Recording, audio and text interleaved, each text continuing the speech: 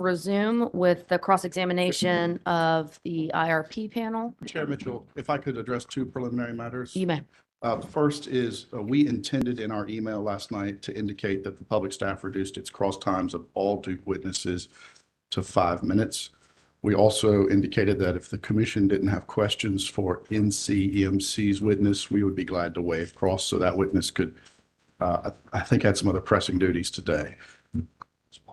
And Okay, Mr. Freeman. So I'm looking at my my list of estimated cross time. And so do I understand you to be saying the public staff has 5 minutes for each of the witnesses, has only 5 minutes for each of the witnesses? and we had waived cross. We don't increase our time. We reduce them all to 5 minutes. Okay, that's what I want to, and you're willing to waive your right to cross-examine EMC witness Wilkins? Correct. Okay. If he's excused, if he's here, we'll ask him a couple of questions. Understood. Okay, thank you, Mr. Freeman. Any other? One other preliminary matter. Yesterday, Mr. Breitschwart asked a question of the public staff witness Metz that was subject to check regarding the public staff's proposed order in the last carbon plan, the E-100 sub 179.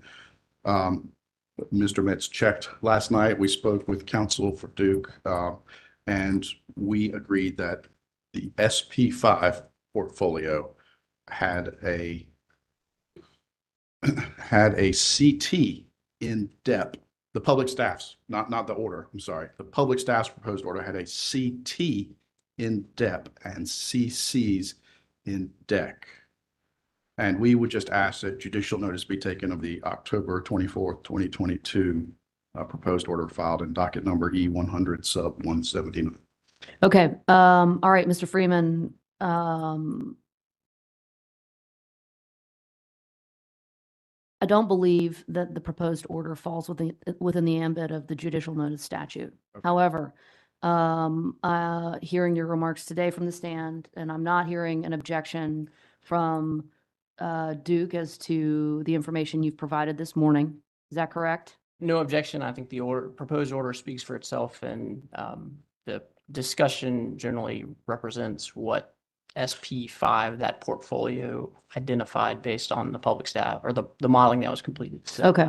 Well, for purposes of the record in this proceeding, given that the public staff's proposed order and other filings made in the docket E-100 sub 179 will not appear in the transcript in this case, unless they've otherwise already been moved in. We will take Mr. Freeman's, the clarification provided. The record will reflect the clarification Mr. Freeman has provided this morning as to his witness's testimony. And I'm not hearing you say, Duke, that you object to that clarification. no objection. Okay, thank you. Thank you, Chair. No other matters. I appreciate it. Okay, Mr. Freeman, any matters on this side of the room?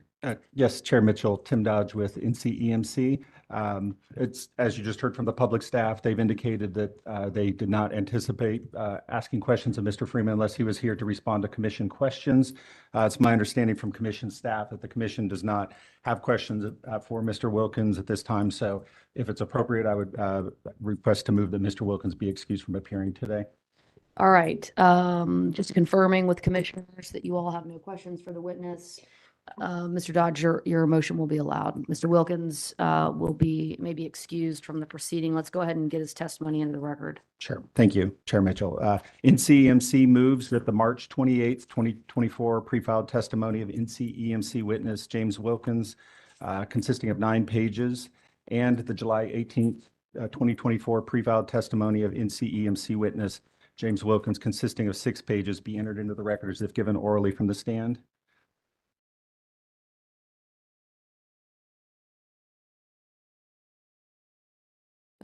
Mr. Dodge, provide those dates again.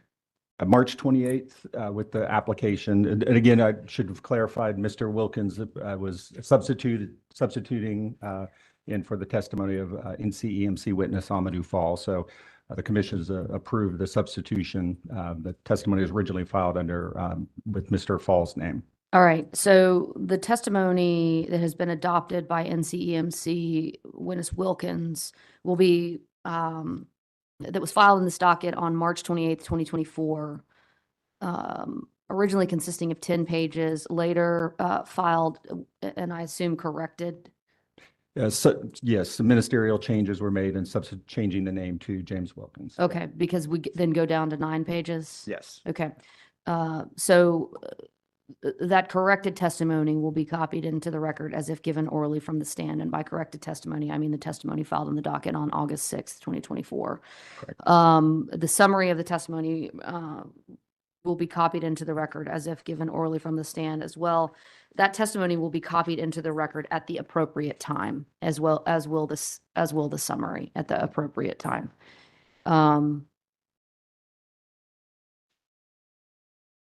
And lastly, I would request that Mr. Wilkins be excused from appearing at the hearing today. Let's see, let's see.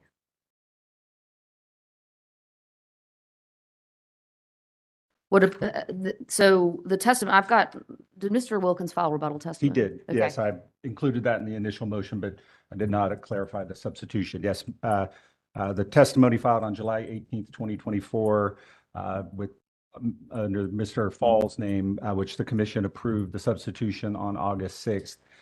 So corrected testimony was entered into the record on August 6th for Mr. Wilkins, consisting of 6 pages of rebuttal testimony. Okay.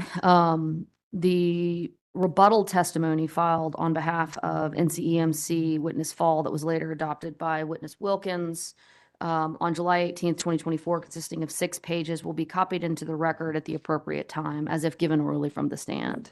All right. All right. I think we're straight now. Thank you. Appreciate it. Okay. Any other preliminary matters before we continue? Okay. Well, with that, we will resume with the cross-examination of Mr. Snyder and Mr. Batty. Gentlemen, just remember you all are under oath, and my notes indicate we are with Person County. Good morning. Thank you, Chair Mitchell.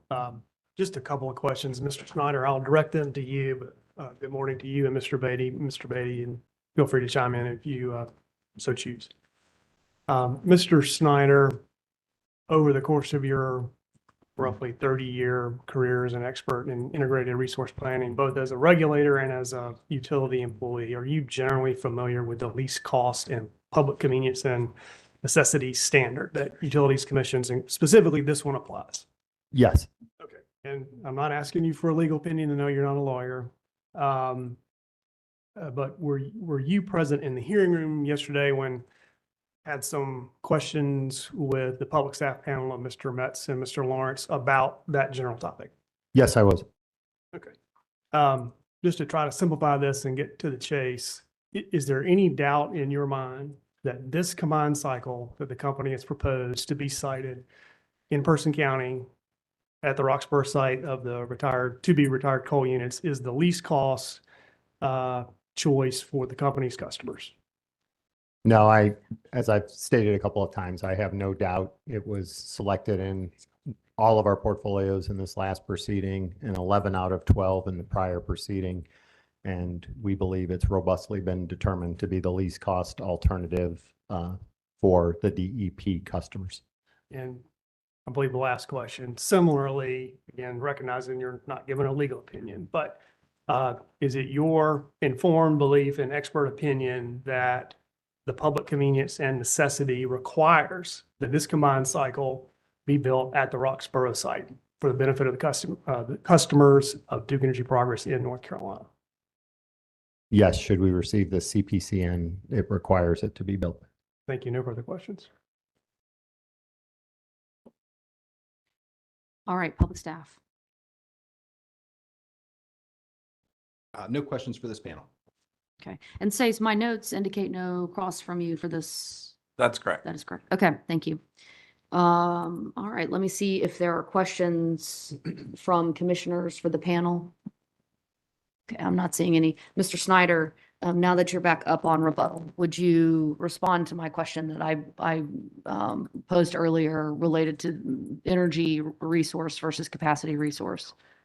Yeah, I'd be happy to. And I was thinking maybe the easiest way to do that might be to put a couple of graphics up on the Elmo Okay, please to proceed. assist in that. And this is from Appendix M of the CPIRP that was filed. And what we're showing there, and you'll see graphs like this all the time from the reliability panel, from the resource adequacy panel. That's a typical winter day. And we've talked a lot about valleys and ramp rates, et cetera, right? So energy is considered the area under, the entire area under that graph, right? So that's a 24-hour period. You see at night before people wake up, loads are low. People start waking up in the mornings, businesses open, houses start being used. It starts to ramp up.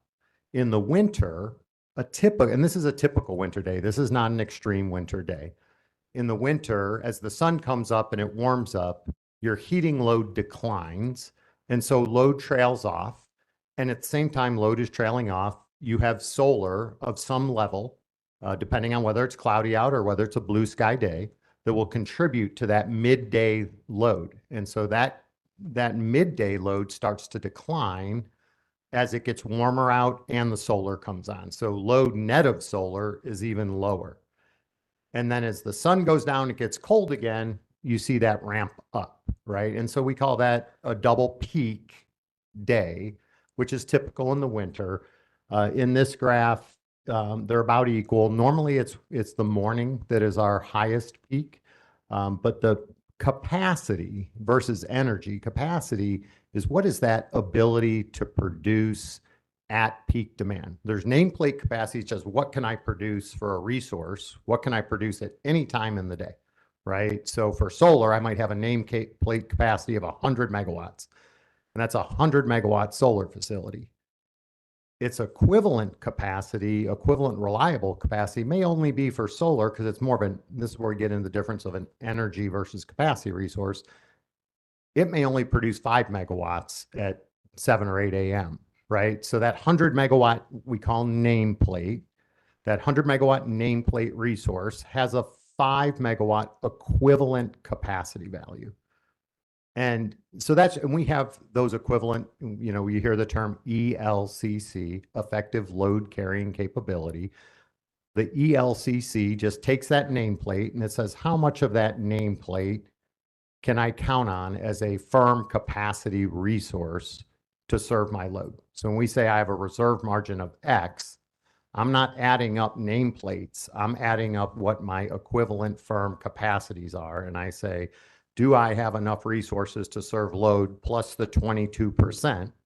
And when I'm adding up those capacities, I'm adding up my equivalent load carrying capability capacities. So that's just to show that when we take resources, some are more energy oriented, and those are good resources, right? They still give us valuable energy. So it's just the nature of the resource, but they have less capacity value. So again, capacity is what's there to serve peak, and it's a little more complex than that. It's done on a big statistical study. You know, you heard, you know, the Astrape panel tell you how it is. So it's not as simple as I'm making it, but you know, mine was a shortcut answer of how that comes to fruition. So that's a capacity versus energy. And if you, Mr. Breitschwer, would swap that out, please, with, and this is from our rebuttal testimony in the CPIRP docket. What I try to do is just give an illustration in the winter of if I have a week, and this is a concept we talked about yesterday, I think talked about with Mr. Smith. There's 168 hours in a week, 24 times 7. And what this graph shows is for all of the above resource mix. And again, we have in our near-term action plan a significant contribution from all of these resources, right? But all of these resources have different energy capabilities, maximum capabilities that I can depend on for the course of that week, right? If I needed energy for 100, and I think in my testimony, I use the example, if I did have an extreme week where maybe those valleys weren't as low because it was just cold flat out, maybe a little cloudy, so not a lot of solar, and I lost a nuclear unit, right? And I need to replace base load, round the clock, 168 hours of energy that I need to replace. what do I get out of each of my different resource types? And what this graphic shows is with whether it's battery storage or pump storage, as we've talked about many times, that's actually negative energy. They take more energy in than I can get out because they're not 100% efficient. So you put energy in and then you bring it out at a different time and day, but you lose some efficiency losses. So that's all that. They're great for clipping peaks. And in that other graph where we do need to clip those morning peaks, they serve a very valuable purpose for clipping those peaks, but they're a capacity, I would call those a capacity only resource and not an energy resource.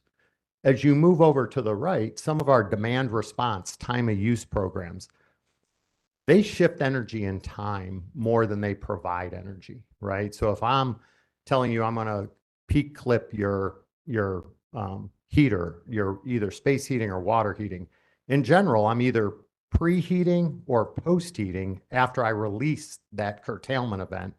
I'm actually not getting a lot of energy. I'm using energy in different times a day, and I may get a little bit of energy, but what's called payback, you usually pay that energy back at a different time of the day. So they're also great at peak clipping, and there's value in those, and we have a significant effort towards them. But they're also not energy resources. And then as you move to the right, you'll see solar rooftop is in the winter, you've got much shorter days, right? And rooftop is sitting next to utility scale, and you'll see that rooftop is not as efficient as utility scale. So you get less energy in the winter. So in that week, you might get 15% of energy if you were saying full time, I have 10 megawatts of rooftop in this neighborhood.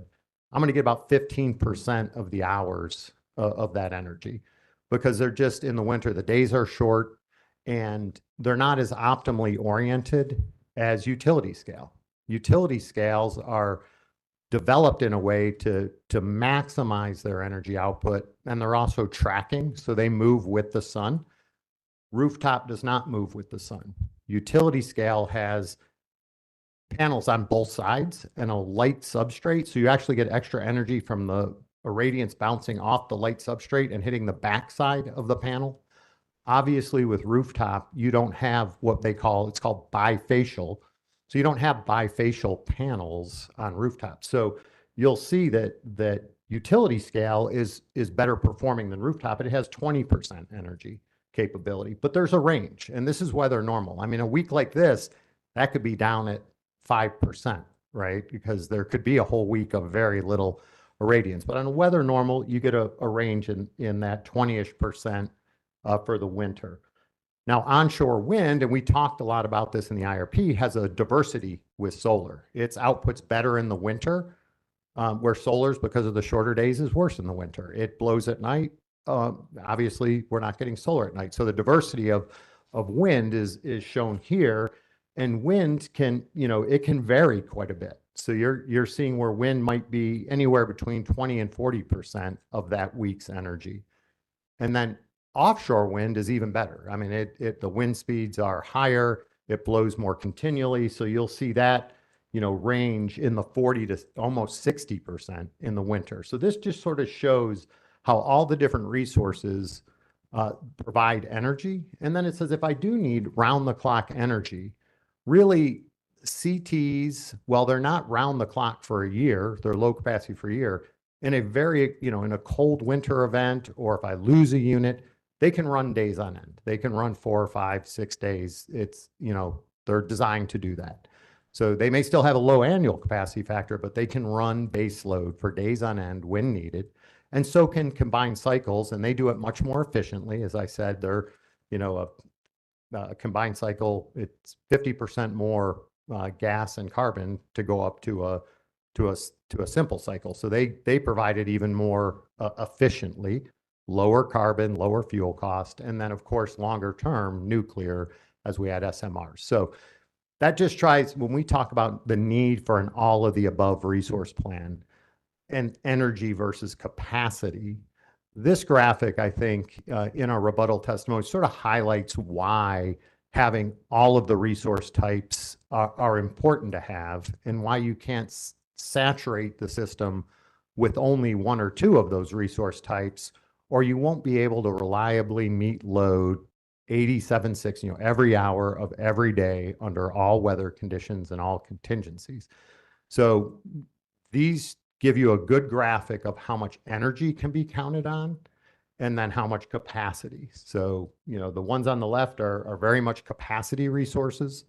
The solar is solar and wind are energy. I do get a little bit of capacity, some pretty good capacity out of my wind. And then my CTs and CCs can be either, depending on the situation. I don't know if that helped. It did. Thank you, Mr. Snyder. You answered my question there. I appreciate that. All right, Mr. Snyder and Mr. Batty, y'all were in the room yesterday, I believe, when the public staff was on the stand in this proceeding. Is that the case? Yes.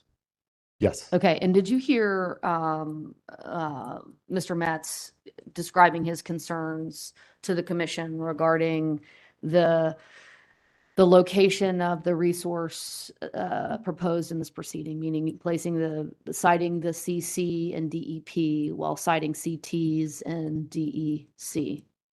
I did hear that. Yes. Okay, and the public staff, Mr. Metz, made a request of the commission related to joint utility planning, asking the commission to put something specific in the order regarding joint utility planning. And the way I understood Mr. Metz's request, or the public staff's request through Mr. Metz, was that the public staff wanted to sort of keep open the possibility of future discussions regarding to whom costs associated with these resources should be allocated. Did you hear that testimony given from Mr. Metz? I did, Chair Mitchell. Okay, can you just, I'm going to ask you two things. One, would you please recite for me, or sort of relay to me how you heard the concern that was expressed by Mr. Metz, and then second or two, give me your response to that concern. Yes. So to paraphrase in the way I understand it is, Mr.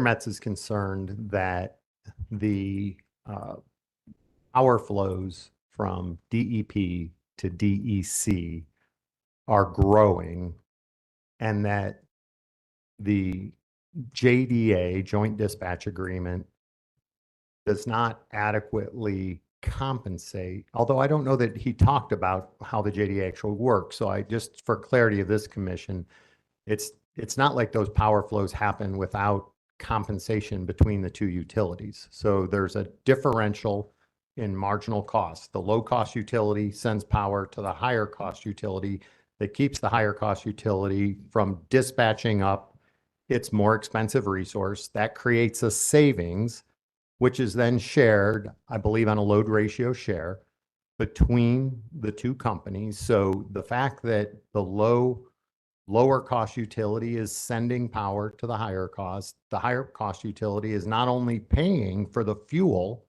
for that lower cost utility, but it's also paying that utility a share of that differential. So if I have $10 power that's displacing 20, the $20 power utility is sending the full $10 over, and then it's sending a portion of the $10 savings over as well. So the utility that's doing the sending is being compensated for the fuel plus a shared savings that helps to reduce the fuel cost. Now that then, in some instances, I think Mr. Metz's concern is that is not adequate compensation for the capital that has been deployed by the low cost utility that is in the base rates of the low cost utility. And I understand that concern, and that's what they're calling equity, right? And that's I believe their equity concern. I understand the premise of that. I just believe that it's a sort of cost causation that I disagree with. I don't think the CTs in the Marshall proceeding, nor the CC in this proceeding, are the primary drivers of that equity concern. The primary driver of the equity concern, and if you look at what's happening with power flows, is the fact that the renewable resources that are being added at DEP, both the solar, the wind, and especially in our new supplemental and in public staffs, the offshore wind, are all disproportionately, if you think about wind, offshore wind is 100% DEP, no ocean and deck. The onshore wind is disproportionately placed in DEP, and the solar is being, in the models, disproportionately placed. We have 60% of the solar in DEP, and they're the smaller utility, and only 40% in the larger utility. So that is creating these power flows to the very largest extent. And so I see their point when it comes to maybe those, and we just went through those carbon-free energy resources that are being added, and they're very, and let me just for a moment mention the capital intensity of those relative. These are significant dollars we're talking about in this proceeding. I don't want to make light of it, but they are de minimis compared to the solar and the wind that's in the plan. I think Ms. Kress in the CPIRP ran us through a confidential session where we looked at the capital investment of each resource type. And without going into confidential session, she correctly pointed out that the highest capital was for renewables. And if you took the solar, the onshore wind, the offshore wind, they are multiple orders of magnitude bigger in capital than the CC and the CTs being debated or adjudicated in these two proceedings. So that's my way of saying I see their conceptual concern. It's something that the merger fully addresses, and we think we really should put everybody's full effort. I think it's important for the companies, our customers, our regulators to put our full effort and weight towards approval of the merger, because that solves a lot more than this issue. That helps us optimally site. It gives us operational efficiencies. There's beyond just this equity issue, there's a tremendous number of efficiencies that come out of the merger, and have that be our primary focus. And I don't disagree with Witness Metz that we should, in the background, be working on a plan B if we run into merger approval problems, understanding it does take FERC approval and North and South Carolina approval. And so it's not a small lift, but I think we've got the cart before the horse. We really need to focus on this merger. I agree we need to work on a plan B. The plan B, really the focus should be on the renewables, the heavily capital intensive. These resources come in are not large contributors. There's a little bit of power flows. I don't disagree. More at night. I put a big efficient combined cycle on at DEP. Maybe I get some nighttime power flows. That's what the JDA was intended for, right? These lower capital getting put into service are really there to replace DEPs. As we've said before, they've been there replacing DEP in multiple IRPs. We've been saying long before 951, we need a combined cycle at DEP and we need a turbine at DEC, notwithstanding the one portfolio that was a no MVP from public staff. Again, 53 of these portfolios, 11 to 12 in the original plan, the 2020 IRP, all pointed to this. So I get the concept. It's just not germane in this proceeding. I think it's more germane with these much more intensive capital projects. All right, Mr. Snyder, I thank you for that response to the public staff's concern.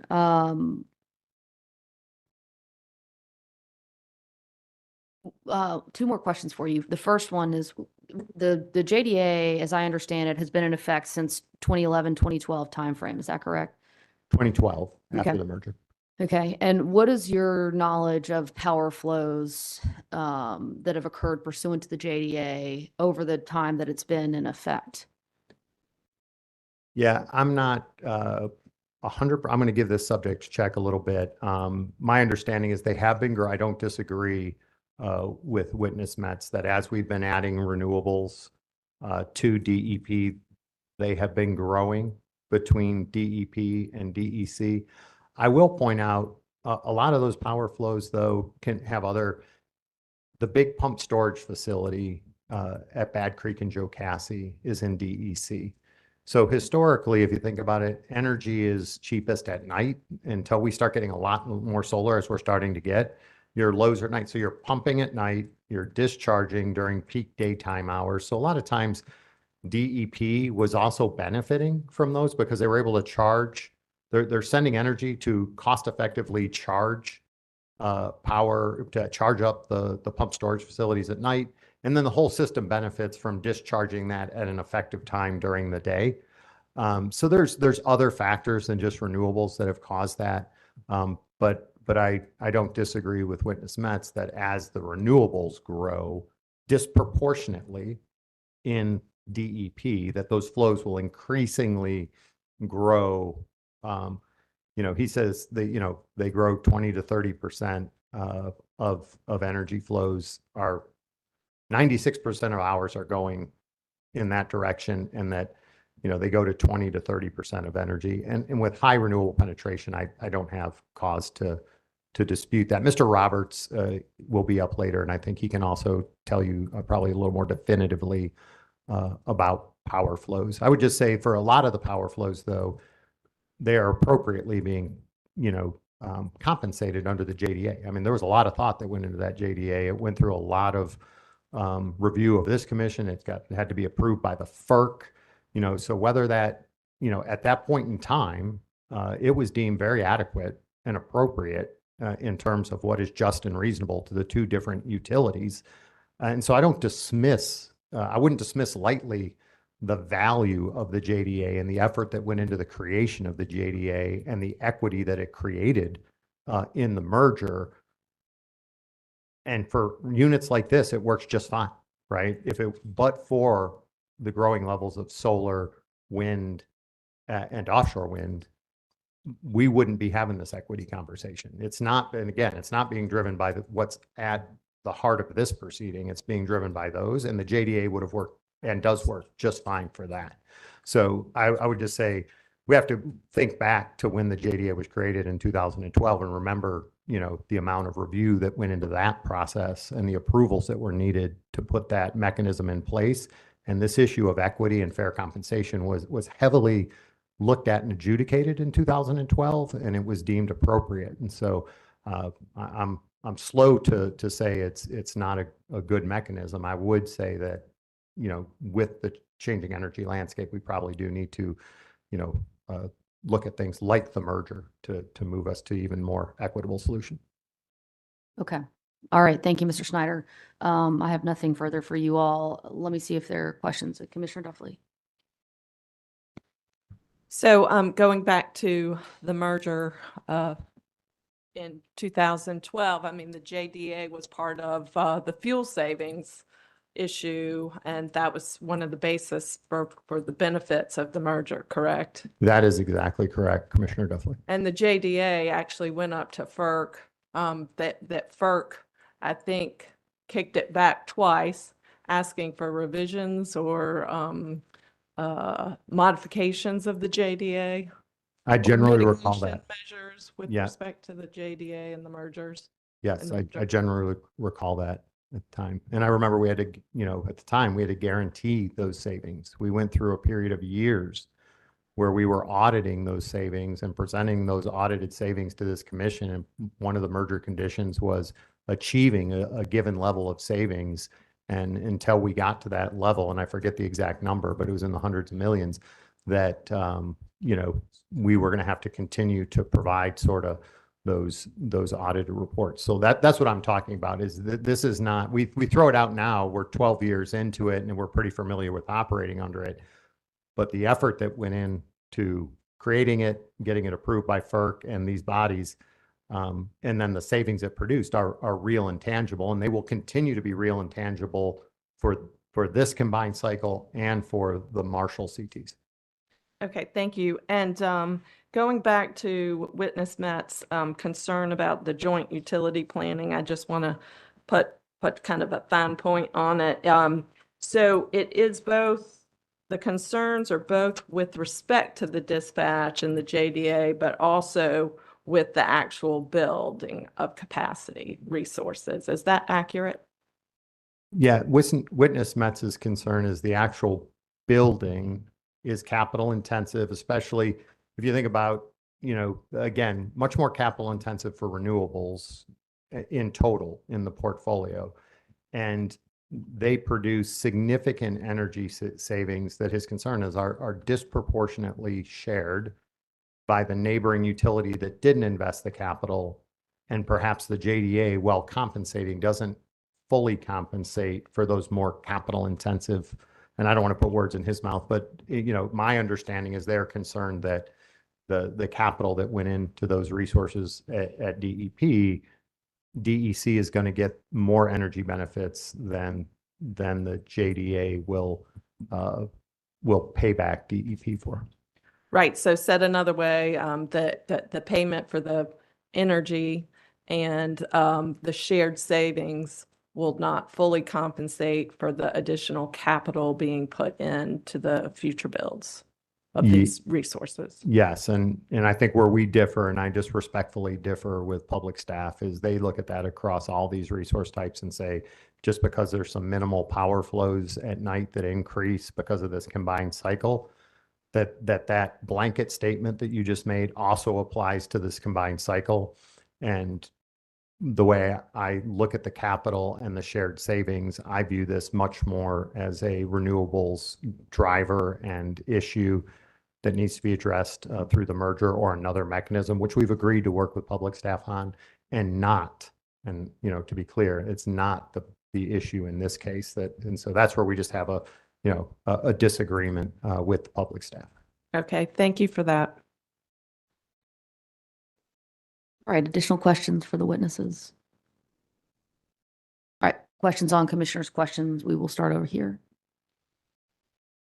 Yes, briefly, Chair Mitchell, David Neal for SACE et al. Good morning, gentlemen. Mr. Neal, good morning. The questions from Chair Mitchell that got into your response to public staff witness Metz's position, and you included a discussion in your response about the capital costs of renewable resources. Do you remember that? I do. And you would agree that when it comes to thinking about the overall costs to ratepayers, the capital costs are just one component that the commission needs to be thinking about when they're looking at different resource types, correct? Yeah, I agree with you, Mr. Neal. And that while renewable resources, their costs are largely upfront, and the sort of financing component related to that, and a combined cycle plant or combustion plant has additional operations and maintenance that are in excess of what you would see for utility scale solar, correct? Yeah, generally speaking, I mean, I would certainly agree that they have a fuel cost and solar does not, and that's a huge advantage. The variable O&M per megawatt hour for these plants are not significantly high. I mean, they're in the single-digit dollar per megawatt hour.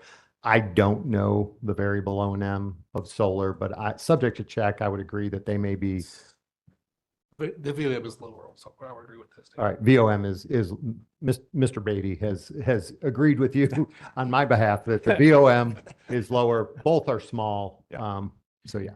And another way to compare costs of different resources is known as levelized cost of energy. That is a lens through which to compare different resources on an energy basis, correct? That is probably one of the resource planners' most fickle issues, because I don't believe it's a fair comparison of resources. We just talked about the levelized cost of energy of solar you can look at compared to the levelized cost of energy of a combustion turbine, but they provide two different services to the grid. If I looked at it as a levelized cost of capacity, CTs would be way cheaper. If I looked at it as a levelized cost of energy, then solar may be cheaper. So It is a lens. It is one of the most misused lenses that gets cherry picked and used out of context. As in my career, I cringe when I hear LCOE being used to compare disparate resource types, but it is a lens. No, and again, no question about the different characteristics of resources, but it is a lens through which you can compare the energy of different resources. Yeah, and we've always said it really needs to be compared for like resources. So And- different types of solar, different types of peaking, different types of load shifting, but you can't use LCOE of nuclear and compare it to LCOE of solar. There's no probative value in that.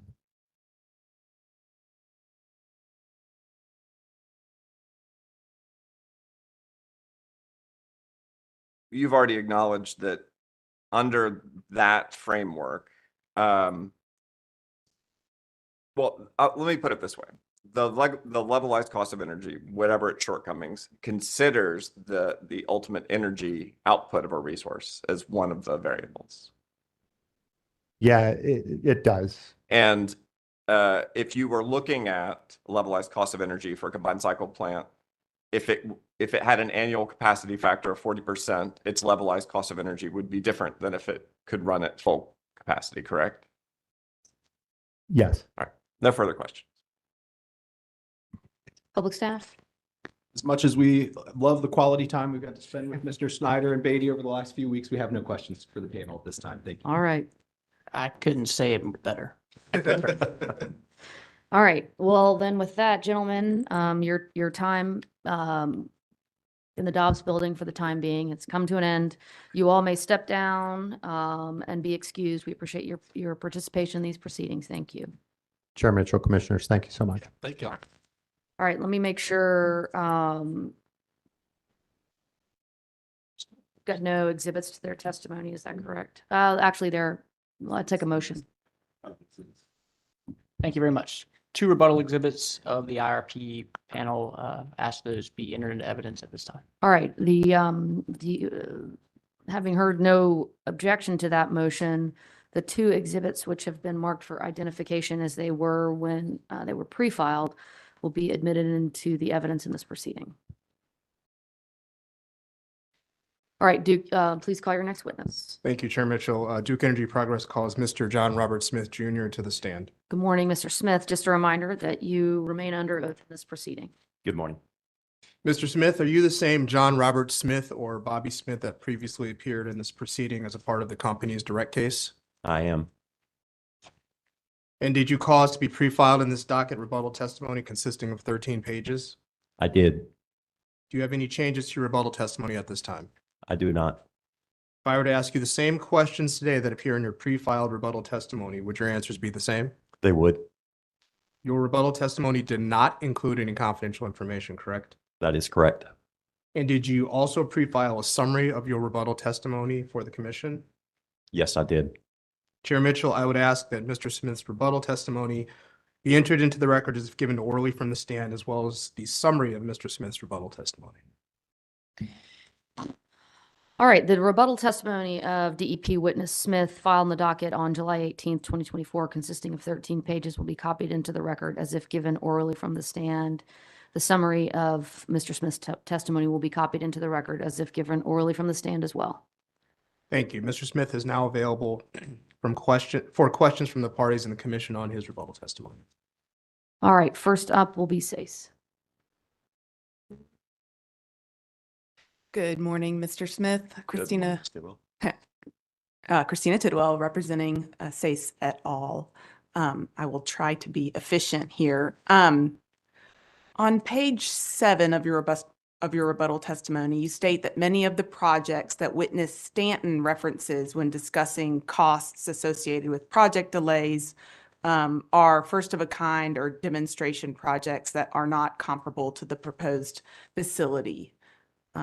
Is that correct? Yes, that's correct. But the proposed advanced class CC would be the first of a kind at a DEP facility, correct?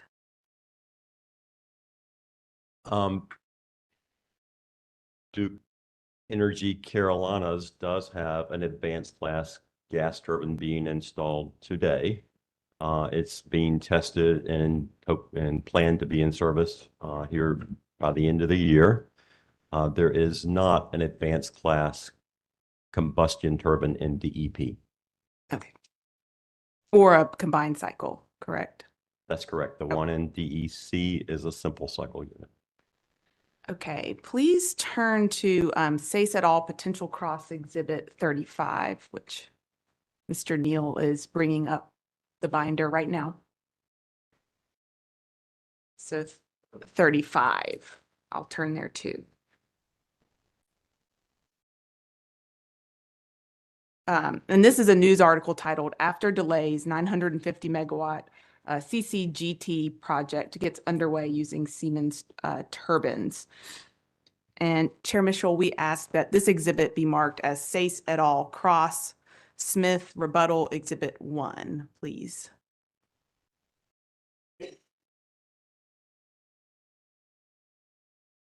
All right, SACE et al. Potential cross-exam exhibit number 35 will be marked for identification as SACE et al. Cross-examination Smith Rebuttal Exhibit 1.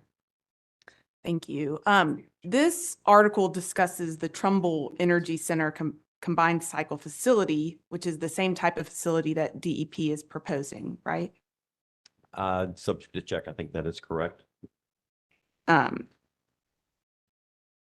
And if you'll turn to page 2 of this article, the fourth paragraph down, it states, the project was first proposed in 2015 with a projected in-service date of 2020. Do you see that? Yes, I do. And then the last sentence of that same paragraph states, the plant now may enter service in 2026. Did I read that correctly? You read it correctly. Okay, now if you will turn with me to the next exhibit, which is SACE et al. Potential Cross Exhibit 36, which is an article titled "Consumer Advocate Challenges El Paso Electric as Utility's Newest Power Plant Comes in $37 million Over Budget."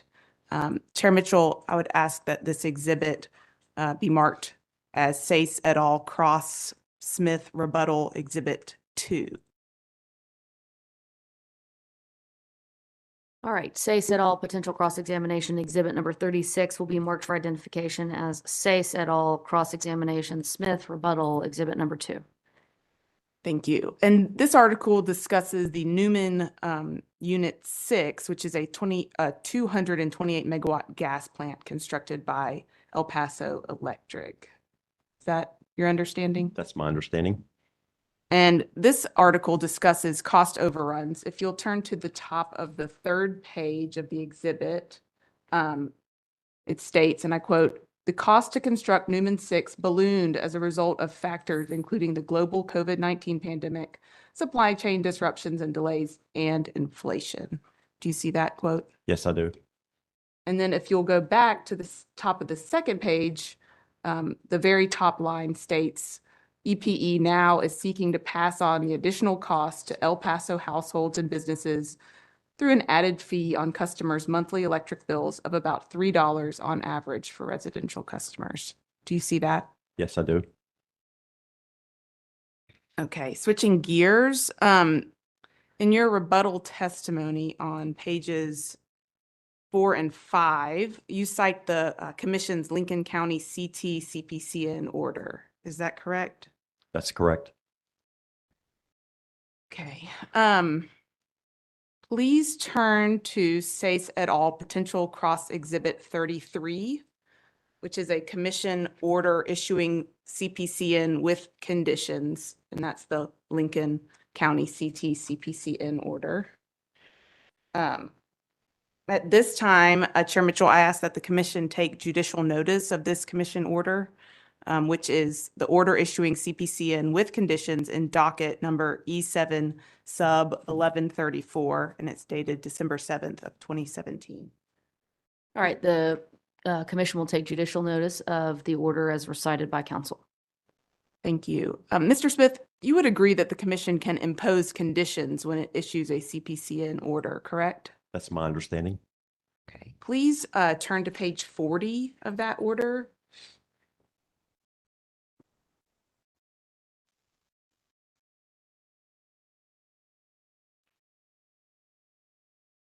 Okay, I'm there. thank you. If you'll look at the first sentence of the bottom paragraph, the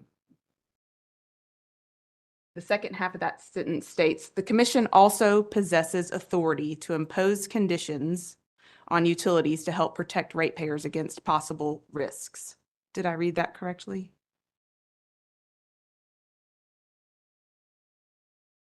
I'm not following your sentence there. You said this lower paragraph? The lower paragraph, starting on the second line, the second half of that Yes. first sentence. Yes. You see that? Mhm. Okay. And then it goes on to list several conditions that the commission has imposed on CPCNs in the past, correct? That's correct. And that would include a condition to provide progress reports on efforts to work with ratepayers to reduce peak load through DSM, EE, or other measures, and on efforts to cite solar and storage capacity, correct? That's how it reads. And then there's another one, it says that they have in the past imposed a condition to prohibit the beginning of construction until the commission has reviewed certain plans and site layouts filed after the issuance of the CPCN. Do you see that? Yes. And then one final note from this order, if you'll look at the last paragraph, the last sentence of the top paragraph, it states, Sorry, what page? on page 40 as well. Okay. States, the commission has exercised its authority to disallow cost recovery in instances where plant was not used and useful or costs were unreasonable or imprudent. Did I read that correctly? That's how it reads.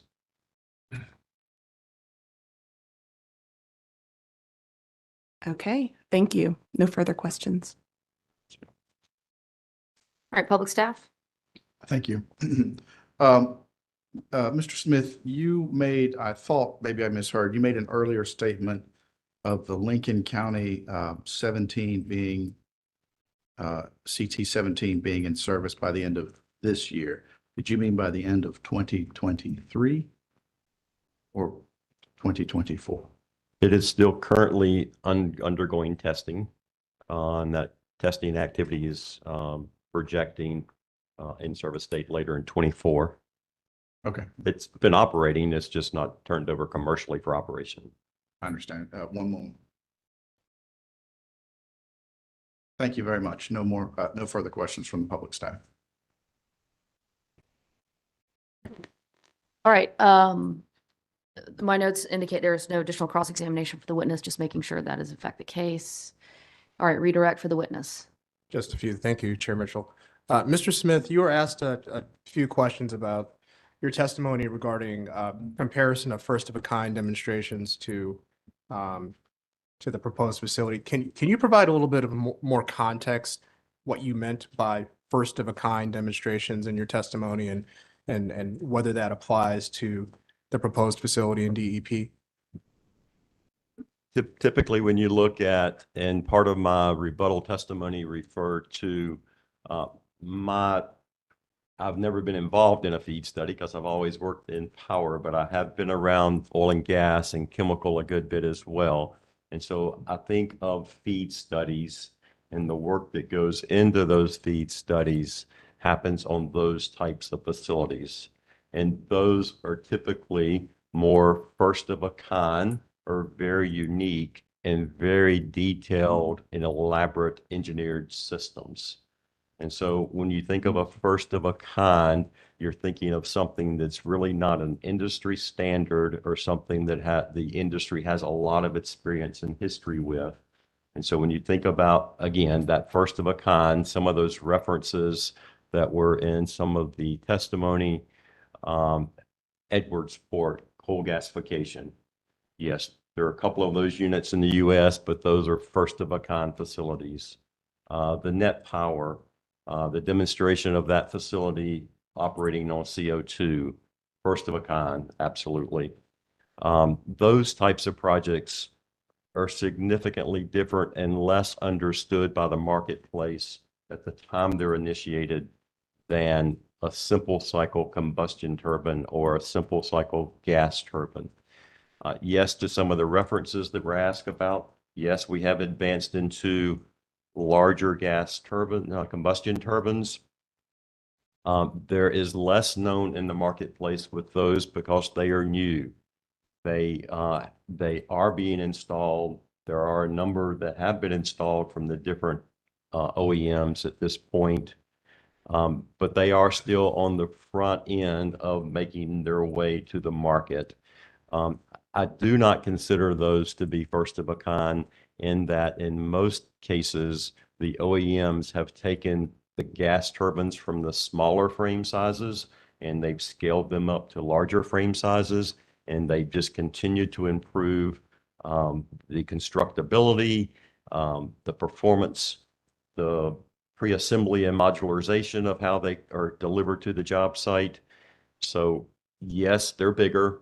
Yes, they're newer to the market, but they still have a lot. They have 30 plus years of history in their scaling to get here. So if I'm hearing your testimony correctly, is it fair to say that the CC proposed to be constructed at DEP is not something you would consider a first of a kind demonstration? That is correct. I would not consider this to be first of a kind. Okay.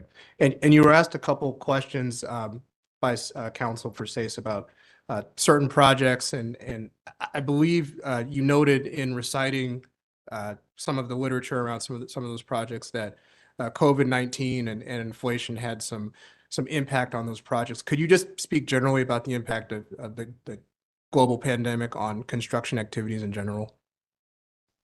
So even Duke had a number of projects in flight during COVID, and throughout the U.S. and the world, we all had projects in flight. Some managed through that pandemic more successfully than others. A lot of it had to do with supply chain issues, location and your availability to craft, maybe your risk and tolerance of continuing work versus implementing process and procedure that would allow you to work. Maybe some folks chose to do more of that or less of that. I will say the Duke energy projects that were in flight through the pandemic were managed extremely well. We worked very close with our EPC providers and contractors. Yes, there was some inefficiencies, but as a whole, those projects were managed and completed successfully through the pandemic. Others, again, probably were less successful. Is it fair to say that that period of time when the world was dealing with the impacts of COVID-19 was very unique and specific, and that construction activities that were planned or ongoing at that time may have faced certain challenges that wouldn't necessarily be applicable today? Absolutely.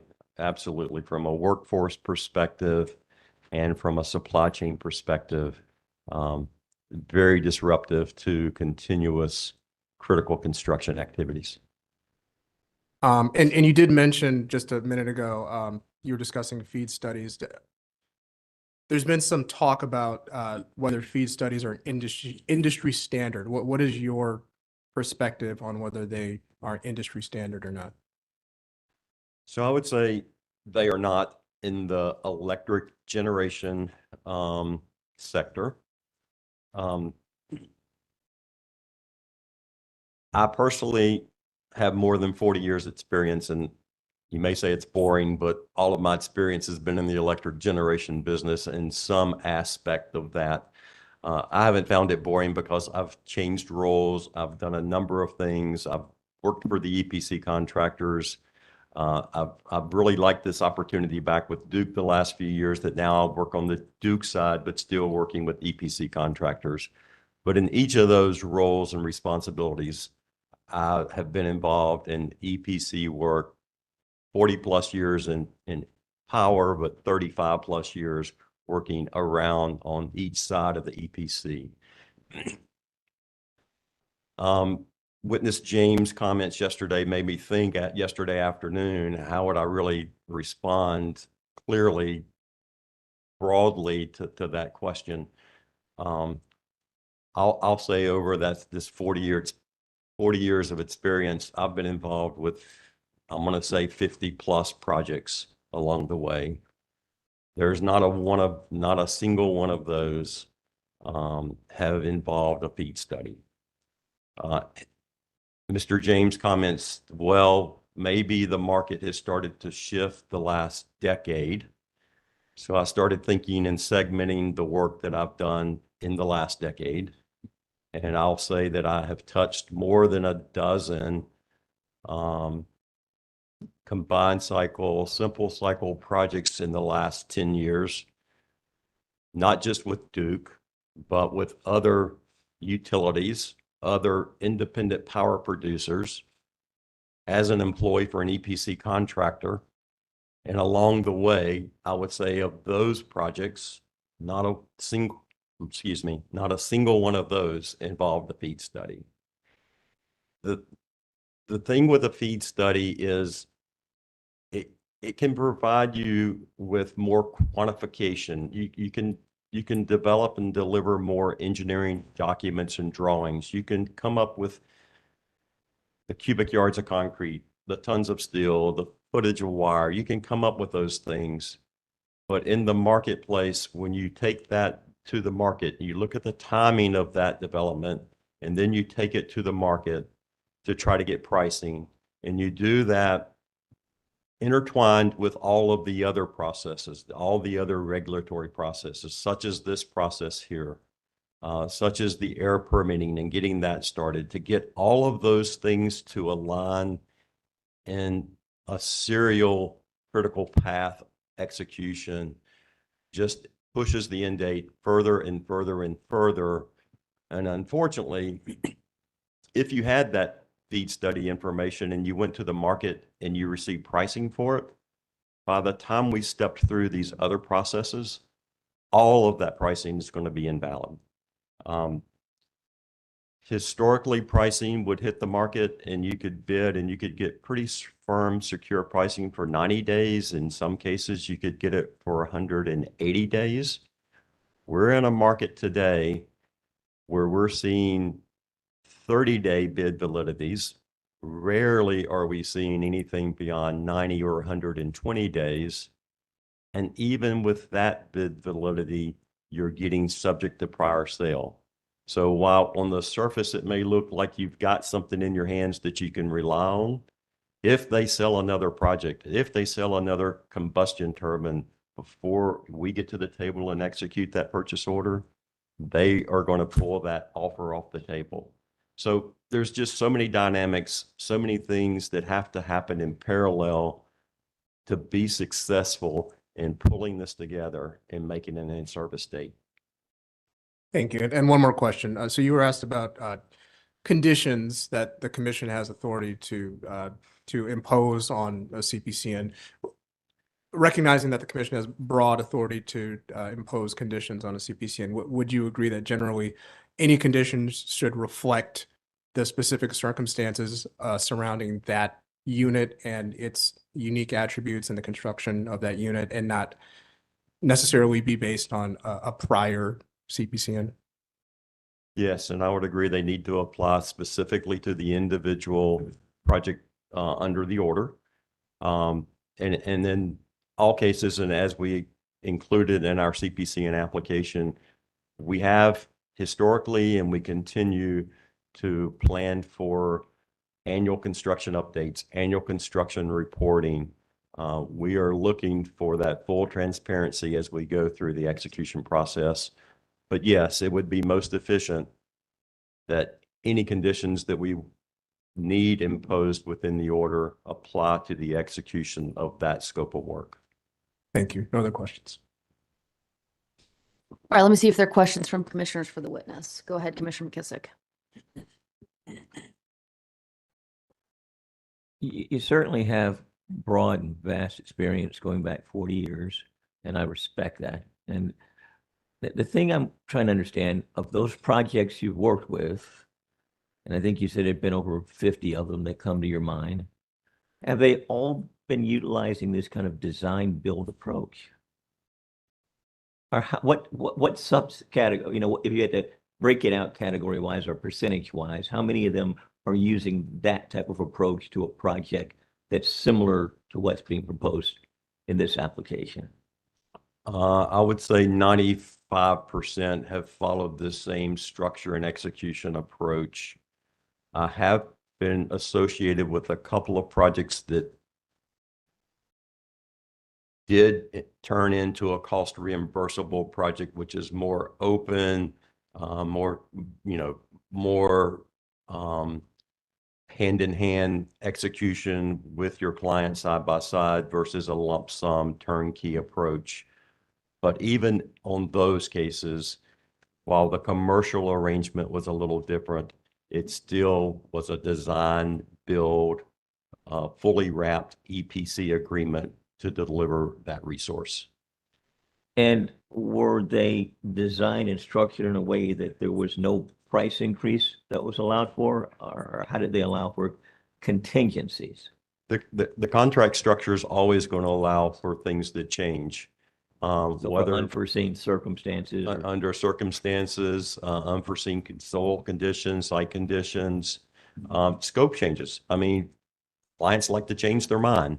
So along the way during execution, there's often a period of time where they will approach us and ask for a scope change. And typically in a contract structure, you can't say no. I have seen contracts where they try, the EPC contractor tries to write in language to exclude that, but typically that's not the case. But when you're working under a design, build, firm price agreement, once we've agreed to that scope, the scope of facilities, the scope of services, what their responsibilities are, what our responsibilities are, what the equipment manufacturer's responsibilities and risk are. At that point, it is a firm price to go forward. Firm price unless you were to agree to a target price or a reimbursable, but a firm price. And so from that point forward, you're managing that scope that you've contracted for, but your contract will have provisions that there could be change. Sure. And what you're proposing here, or what has been proposed here, is a firm price type of contract moving forward. So as we developed the RFP, we did a lot of homework meeting with our selected bidders to understand their position in the market today, because we understand the market does change and evolve and continues to change and evolve, to understand their willingness to take the same risk that they have historically taken. Do they have the resources available that they could assign to a new project? And so we held those discussions with these bidders prior to issuing that EPC, because they all indicated to us, yes, we're still in the market, and yes, we're still willing to take the same contract structure. So that's the approach we took. Now, once we receive bids, we give them form contracts. We give them all of the scopes that will develop into the contract structure. They typically send us back some red lines.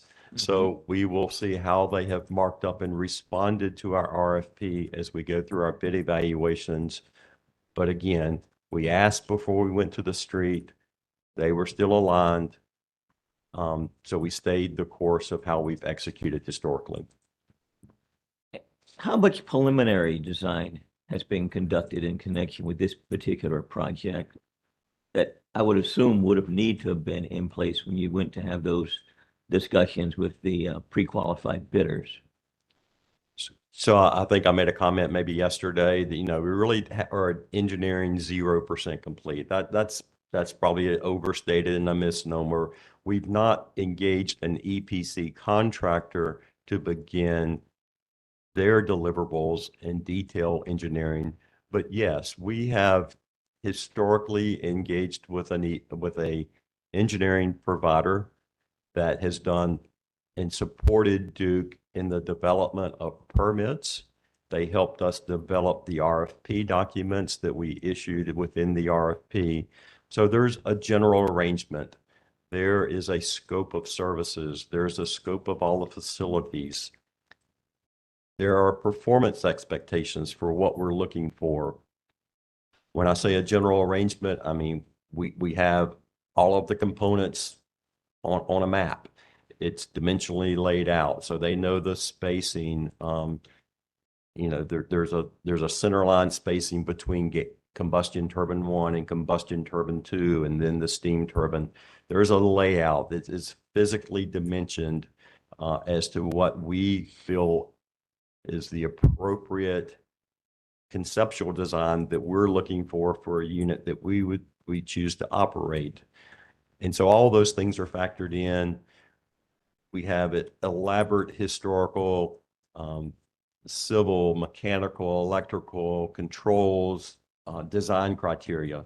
So all of that criteria, all of those requirements fold into these RFP documents. We used to also be more specific in our preferred suppliers list, approved vendors list. We have really stepped back and allowed the EPC providers to use theirs, but they have to do so in accordance with our criteria. So they can't just go purchase this facility from totally international manufacturing fabrication facilities. We've given them criteria that tie their hands to, so they know what we're looking for more specifically than just allowing them carte blanche to the market. Well, that certainly provides some clarity, because when you said 0 yesterday, I'm sitting there thinking, how does this going to work? And how do you come up with the projected cost estimates in that environment? Yeah, so from those conceptual deliverables that we have worked, not with our EPC provider, Right. but with our owner engineering company, with those deliverables and their historical knowledge of this mature technology, they go to their databases, their estimates, and they're able to take from centerline routings of how we've laid out the equipment. They know how many footage of high energy pipe, what the footage of cable needs to be. They factor that in and build their estimate that they provide back to us. And considering how much is unknown, what type of contingency is built in when these estimates are initially developed in relating to the cost of a project like this? So at this stage of the game, we on the owner side are carrying a fairly healthy contingency and the numbers that we've included with our CPCN. We will continue to adjust that once we get a provider on board with us. We understand the who's carrying the risk of each of the components at the end of the day, and they will then apply contingencies within their bid. I can't, I don't want to give you a specific percentage or number, what that may be. Yeah. Expected in the single digits, I would say. Really, single digits? Single digits of contingency. They will carry that contingency. And once we understand it, we likely would reduce the owner contingency, knowing that they have picked up and carried that within their bids. Now, if we end up with a different structure or different arrangement and decide that different parties are carrying different risk, then we'll adjust accordingly. Because with design build, you're shifting a lot of risk to the contractor. We're making them responsible for a lot of the risk. They are much more capable of managing that risk than Duke Energy is. They have the resources, they have the history, they have the experience, they have the access to the labor market. They physically control productivity in the field with that labor. So they have much more control over it than we would. Got it. And just one or two additional questions. In terms of the contingency that the companies are building in, are they also single digit at this time, or is it greater? Percentage wise, in terms of the estimate. You mean DEP, DEC? Yes.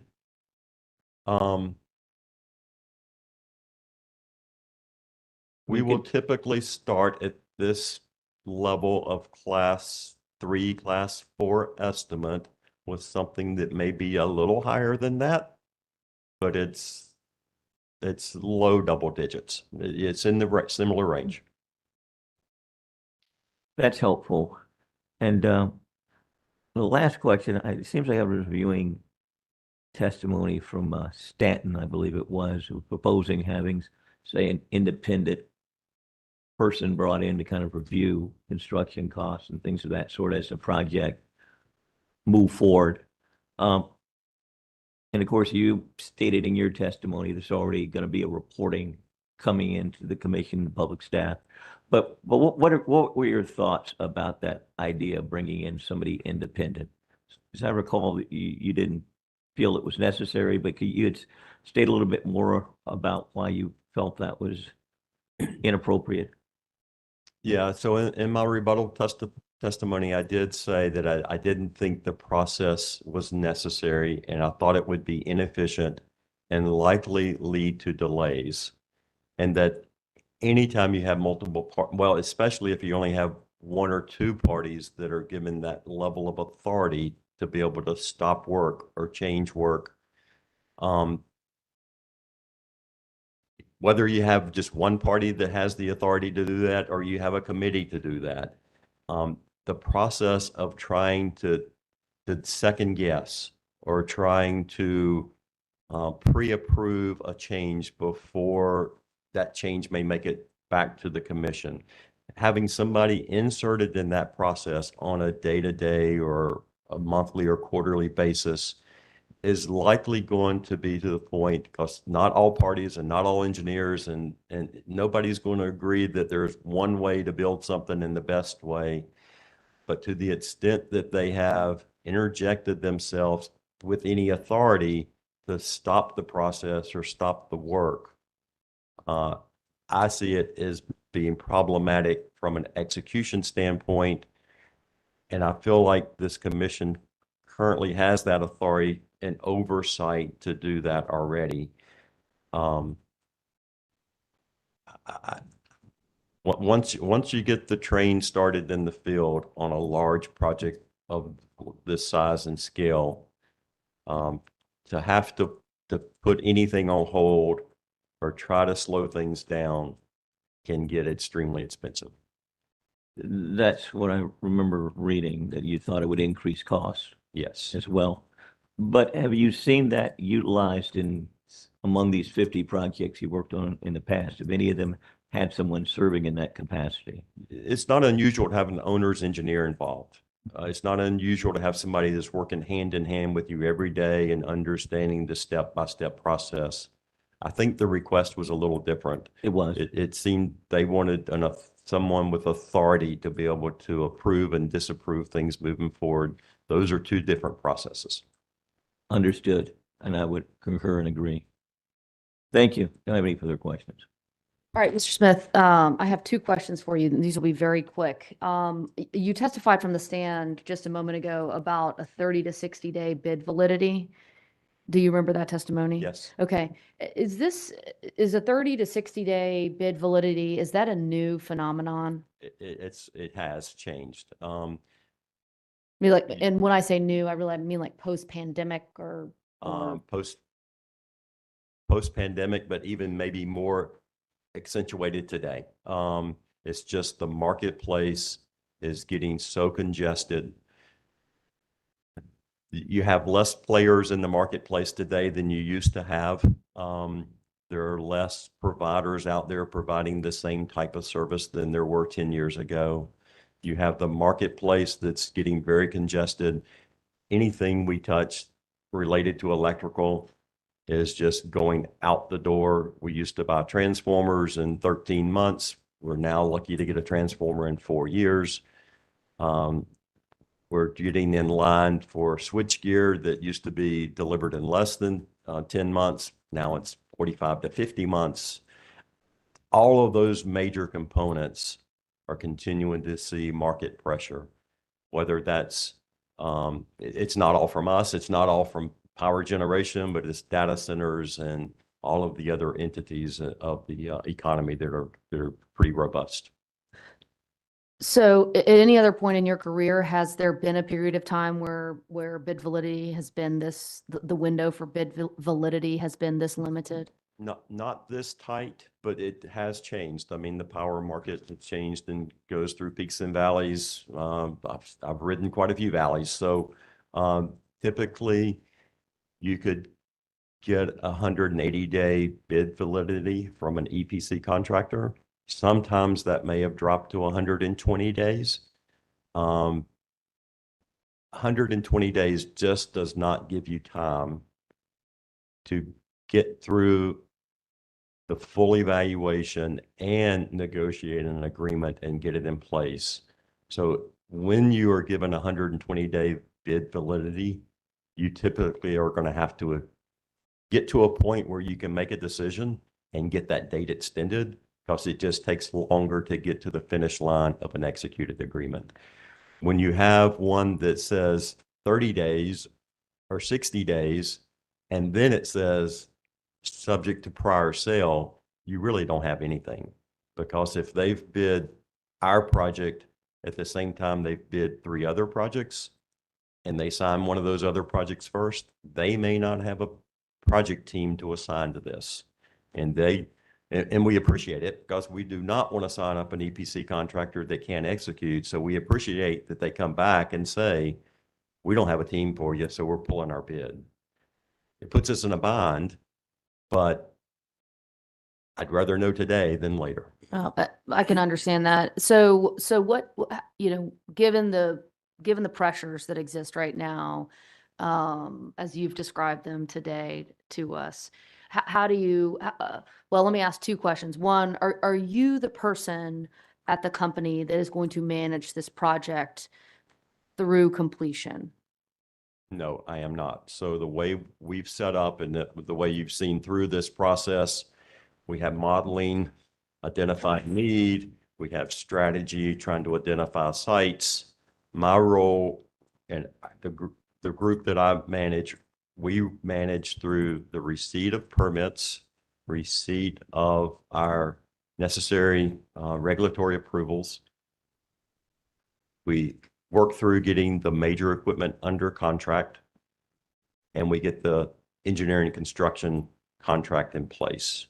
We then, within the project management and construction division, which is the same group I work within, I hand this off to an execution general manager that then will assign a project manager to take this project to the field. Typically, one of my project managers that's working the development of this project will roll to that other general manager and carry through this project to execution and carry it to the field. But personally, it leaves my area and goes under another general manager. Okay. So do you know the identity of that general manager that's going to take this particular project on, assuming that CPCN is issued? I do. And who is that? Mr. John Snyder's the manager of that group at this today. Okay. All right.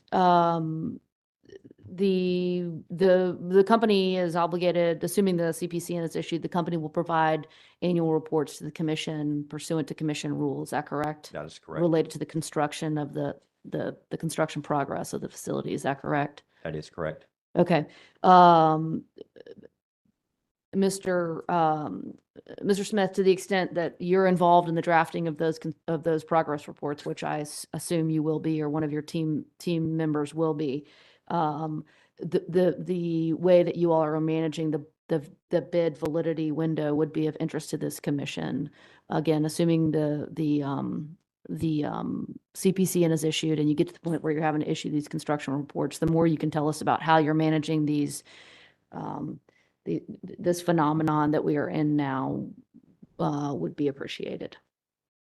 Does that make sense? So I'm after the order is issued, or is that After the order is, assuming the order is that's- issued, that's- granting the CPCN, if the commission gets to that point okay, and you're obligated to file those construction reports, right? providing information for this commission, helping us understand and working with the public staff to help them understand what you all are doing to manage the bid validity would be appreciated. Is that something that that you all are capable of doing? Again, let me ask a clarifying question, because you're now not referring to this project specifically, because most of those activities will be behind us at that stage at that stage, we'll have gotten through the scope of these awards. So are you asking for, in general, how are we? Well, then let me ask, place? I'm sorry, let me ask you one more question. I'm sorry for speaking over the witness. So by the time, when the EPC contract is executed, will you've discussed bid windows, 30 to 60-day bid windows. Will, at the point of EPC execution, are all costs locked in? To Duke Energy Progress, yes, we'll have a firm price at Okay. that point to sign that agreement. Now, that EPC contractor, they have not purchased all of the equipment and they've not gone to the market, so they'll be dealing with the same issues going forward. So I'm just trying to understand your question. Okay. Are you looking for us to address that on their behalf, or? Well, let me ask you another question, because I did not understand the process sufficiently. So at moment of EPC contract execution, cost to DEP is locked in. The EPC contractor is still at risk for changes in the marketplace. That's correct. And then how are those changes in the marketplace then passed on to DEP, or are they not? So it will depend on what that agreement says once we sign it. The way we are approaching the market is that's a lump sum price of which they have applied contingencies and escalation to their price to cover those risks. The final EPC agreement could say something different, and that we may end up sharing some of that risk. Okay. If they choose to, if we both choose to think that's in the best interest of the project. Okay. And then when you discuss owner's contingency, I want to make sure I understand exactly what the owner's contingency is. Is that an amount that DEP sets aside for any sort of overruns that may occur as a result of the process you've just described, whatever contractual arrangement you arrive at with the EPC that could result in an increase in cost, then comes out of the owner's contingency? That's correct. Okay. And one last question, to your knowledge, you've been with the company or sort of involved with the company for many years. Does the company have a history of delivering projects within or at total cost of construction that are less than that contingency, the owner contingency amount?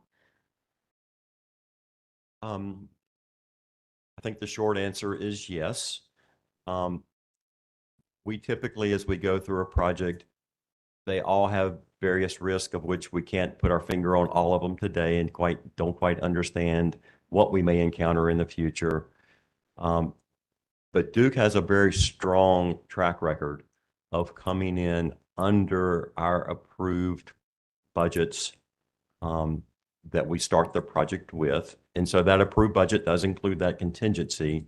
And the best way to come in under budget is to have spent less of that contingency than we started with. So historically, we've got a good track record. I will not tell you that it's 100%, but our track record has been very strong. Okay, thank you for that explanation.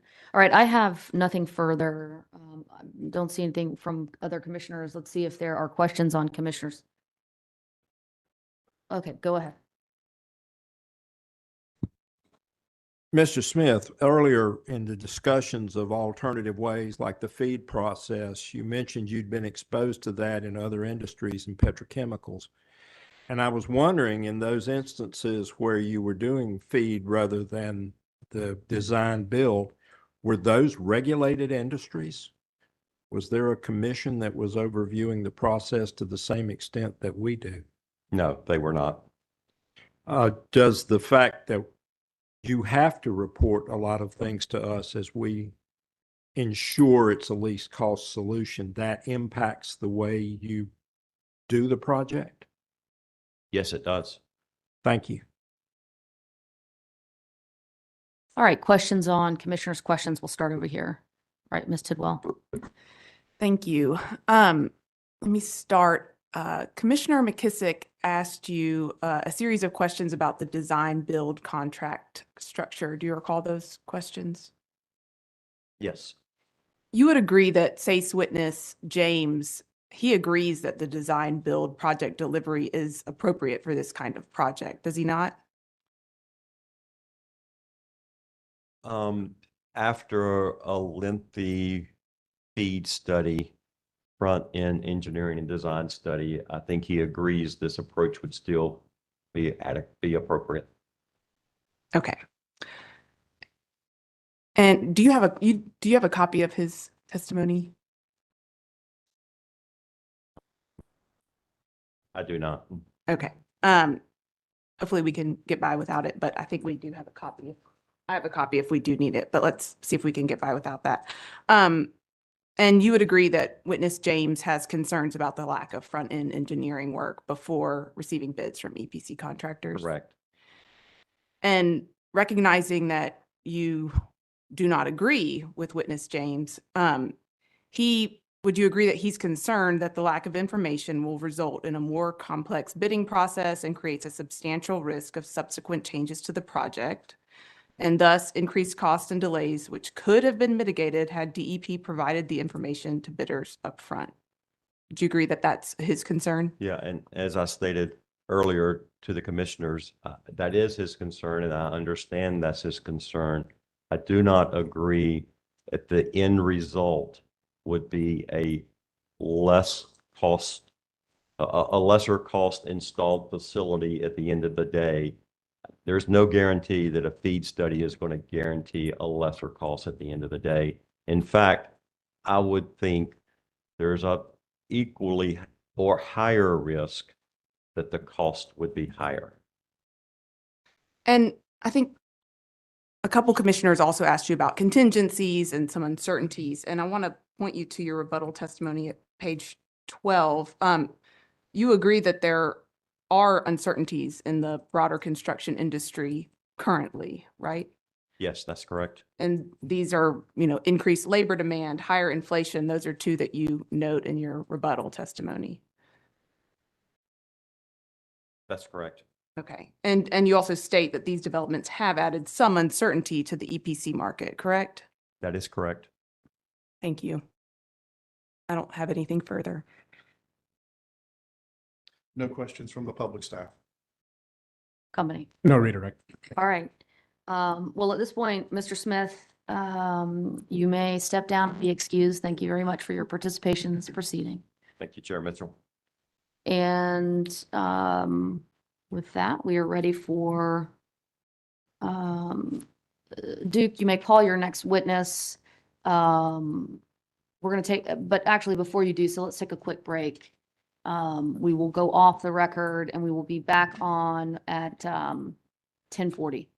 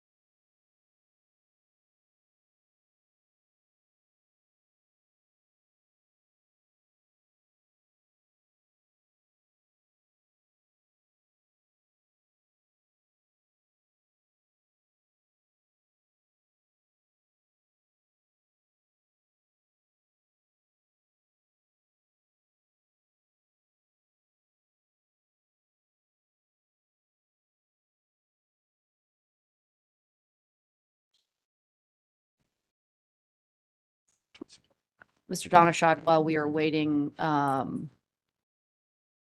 just a reminder, you're under oath. Yes. Give us page.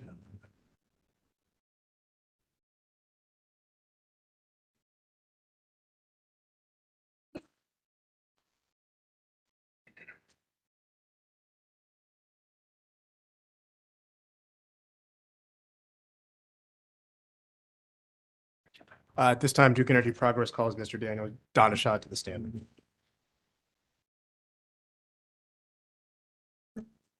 All right, Mr. Higginbotham, you may go ahead.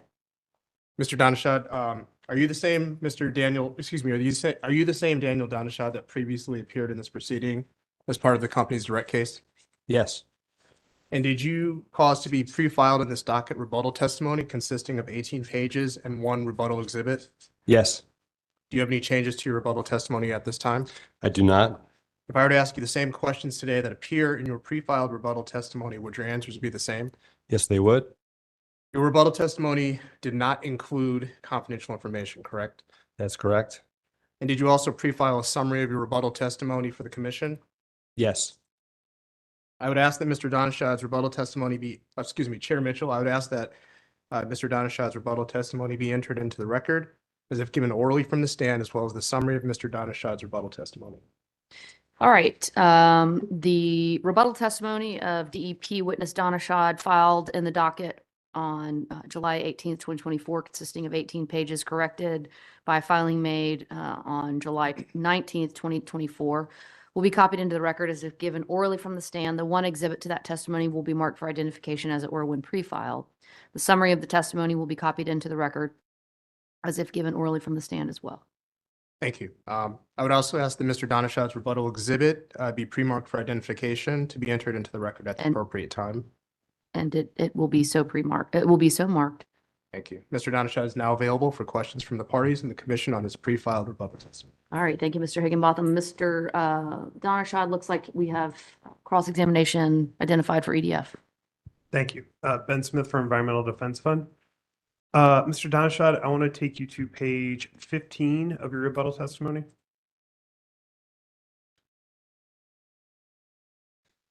Yes, page 15. And I'm looking at table 1, which is titled Summary of Current Adopted and Future Provisions for Hydrogen. Do you see that? Yes, I do. Okay, I just want to go through a couple things here. In the first row under the column titled Item to Enable Hydrogen for New Gas Assets, CT/CCs, number 1 is inlet fuel piping designed for hydrogen capability, and then in parentheses, pipe size, stainless steel materials, valves, connections, etc. Do you see that? I do. Turning to the third column over, under future consideration, it says 100% would require significant upgrades. Do you see that? I do.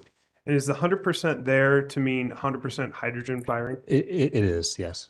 And understanding that some of these prices are not yet available in the market, do you have an idea of the magnitude of what these significant upgrades might cost?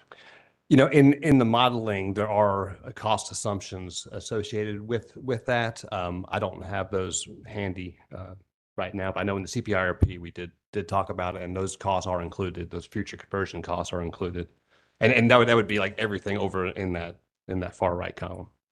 Thank you, and that you're getting to me for number 5, row 5, or I'm sorry, yes, row 5, combustion system for 100% hydrogen. Do you see where it says under future consideration column, future parentheses not yet available from vendors? Right. That's what the OEMs are working on that 2030 for. And that pricing for that is still based upon generic assumptions. We don't have specific numbers yet. Exactly. And table 1, it says, titled current adopted and future provisions for hydrogen. That's sort of the inside the fence sort of projections, right? Yes. Yes, this is for the unit itself. And it doesn't include, for instance, fuel supply or if the fuel production, if the company goes that way. No, this table is for the asset itself. In the modeling, there are assumptions around hydrogen costs on fuel supply in the CPIRP modeling. And you know what? No further questions. All right, public staff. No questions from the public staff. Thank you. All right, let me see if there are questions for the witness from commissioners.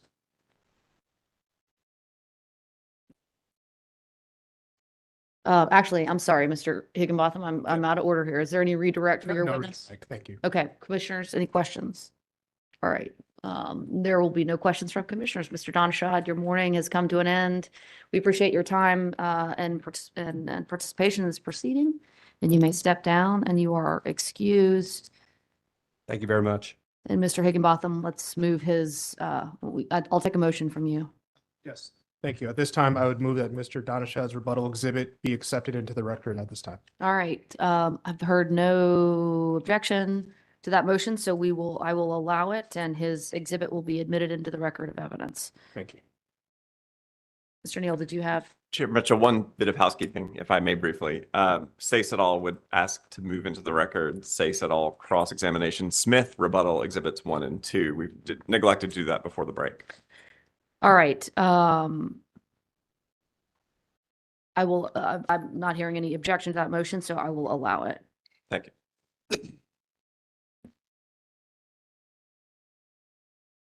Mr. Neal, just confirm for me that we have, that you've addressed Ms. Stanton's testimony.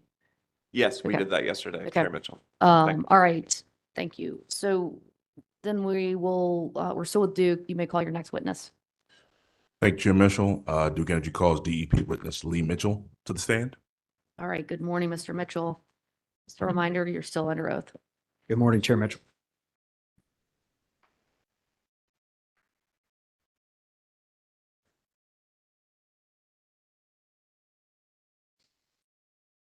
All right, Mr. Mitchell, are you the same Lee Mitchell that previously appeared in this proceeding as part of the company's direct case?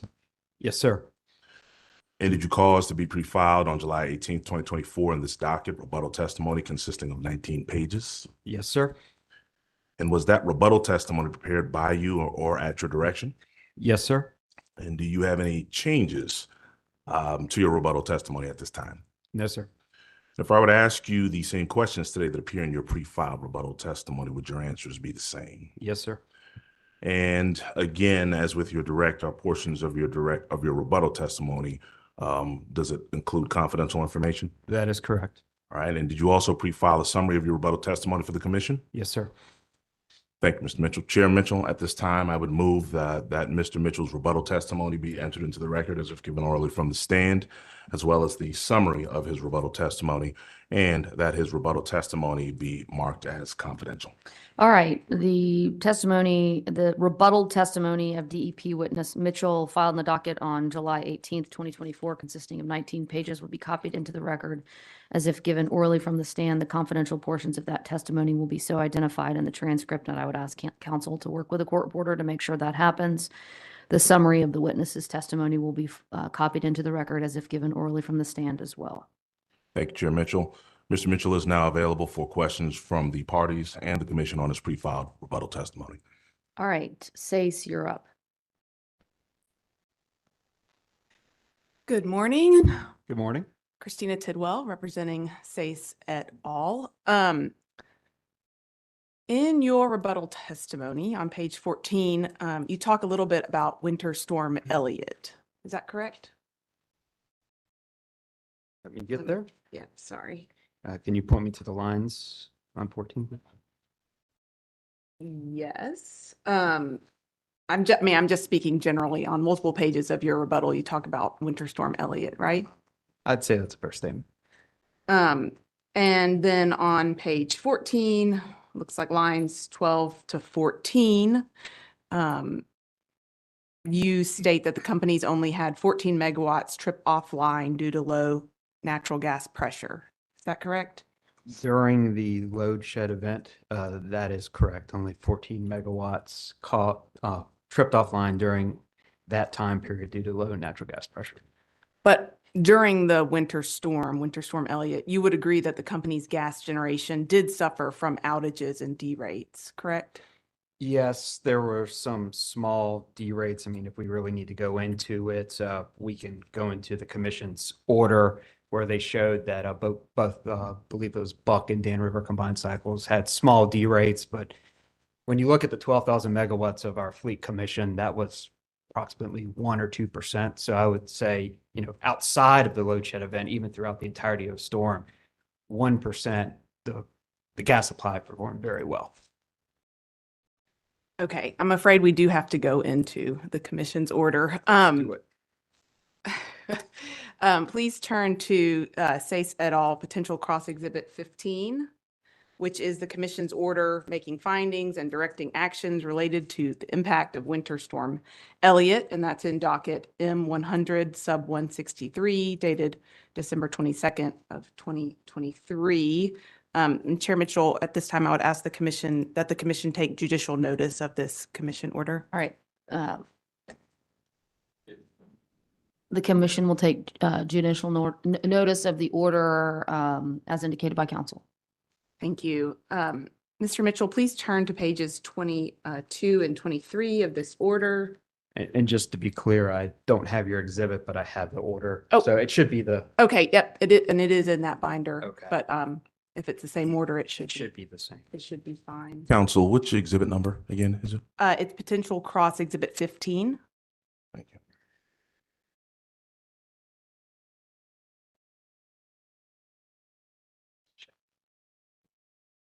Yes, it is. It is the same.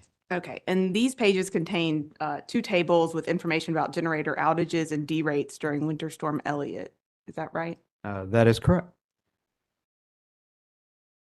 And looking at page 22 for DEC, there are two combined cycles at Dan River and Buck that were derated, correct? I see, yes, Dan River, a derate, and then Buck, a derate in the second line. Yes, correct.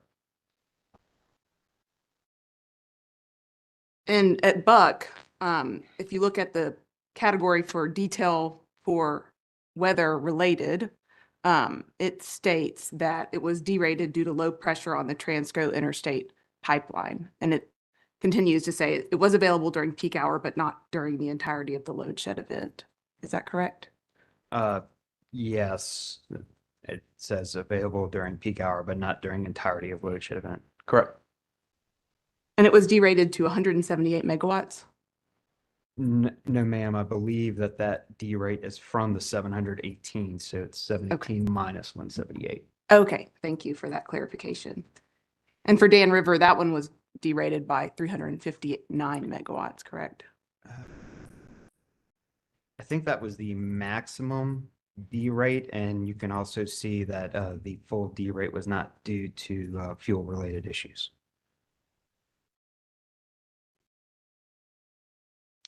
And then for DEP on page 23, the Smith Power Block 4 CC was also derated during the winter storm, right? Again, that is not due to fuel-related issues. And then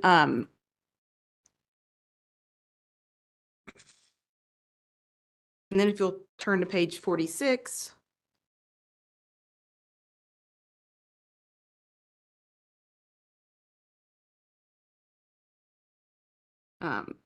In the second paragraph towards the end, it says, both the Buck CC and the Dan River CC experienced derates as a result of low gas pressure on December 25th. Do you see that sentence? I do.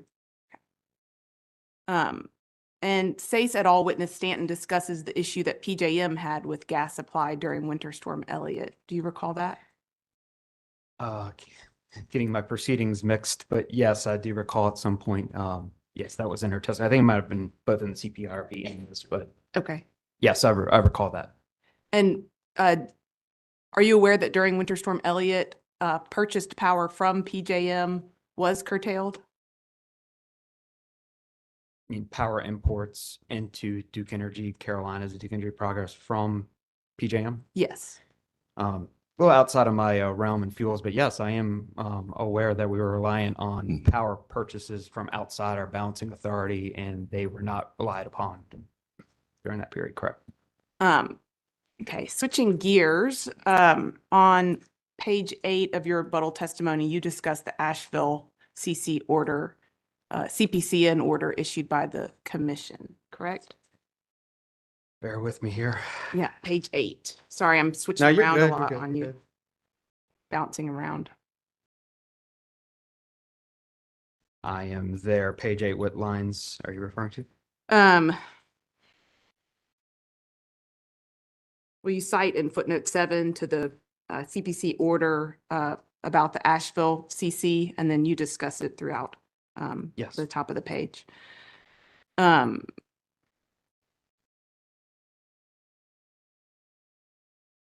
And if you'll turn to Sayce et al. Potential Cross Exhibit 14, which is the commission's order granting application in part with conditions and denying application in part in docket E2 sub 1089.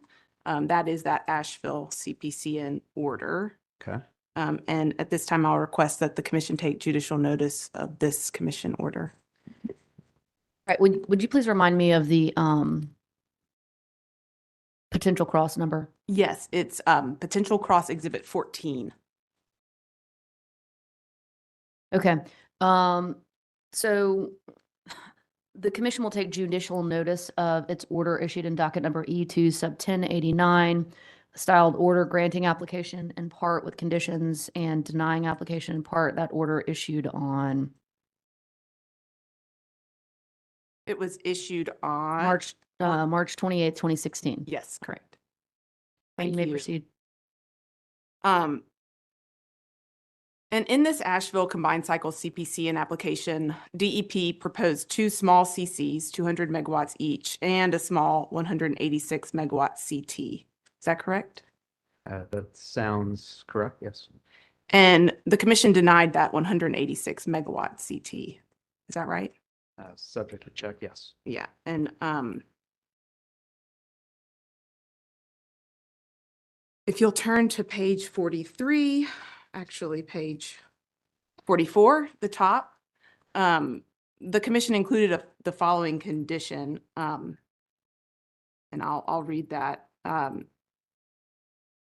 That DEP shall file with the commission a progress report annually in this docket, and the report shall include actual accomplishments to date on its efforts to work with its customers in the DEP Western region to reduce peak load through demand-side management, energy efficiency, or other measures, and on DEP's efforts to site solar and storage capacity in the DEP Western region, with the first report due 1 year from the issuance of this order. Do you see that? Chair, Yeah. Chair Mitchell, I'm going to object here from a foundation and scope perspective to the extent that the counsel for SACE is asking Mr. Mitchell to comment about his understanding of the order for the Asheville CC and compliance respects related to it. So we understand that he's mentioned the Asheville plant, but to the extent that it goes to a certain depth, I would object to that. Yes, I pointed him to the part of his testimony where he cites to the Asheville CC order. And so I was just diving into that a little bit more, but I'm actually finished now with my questioning. All right, well, I'm going to overrule the objection. I'm going to direct Mr. Mitchell to respond to counsel's question to the best of your abilities. You've cited the order in your testimony. Help us understand, why you've cited it when you respond to her question. So could you repeat the question, please? Yep, I think the question was just, did I read that ordering paragraph correctly? Yes, you read the order and paragraph correctly. And to respond to your site, I cited it to talk about the savings we brought to customers by working with the LDCs, because this is a fuel testimony, and how we're duplicating that same process with PSNC, again, to find further cost savings. And I'm not a subject matter expert on demand side management, so I really can't speak to that. Okay, so while the commission in this order did recognize the synergies related to the incremental cost in the interstate gas pipeline project, that ordering paragraph I just read, stated that the commission obviously also recognized the need to reduce load through measures other than new gas generation. Again, I think witness Snyder in this proceeding and then in the CPIRP proceeding, there's been significant time talked about demand side management, energy efficiency, and other measures. And I can't, as a fuel witness, really opine on those subjects. So switching gears again, in your rebuttal testimony, you discuss DEP plans on building a second CC at the Roxborough site, correct? Can you please give me page number and lines? Yes, I believe it's on page 10. Double check that. Yeah, in the bottom paragraph, you talk about a second DEP CC.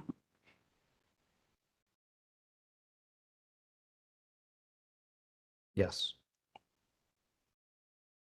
And the commercial operation of that second CC is targeted for January 1st, 2030. Well, just to be clear, if you're looking at the bottom of the section of that page, we are in confidential information. Oh gosh. Oh, I'm so sorry.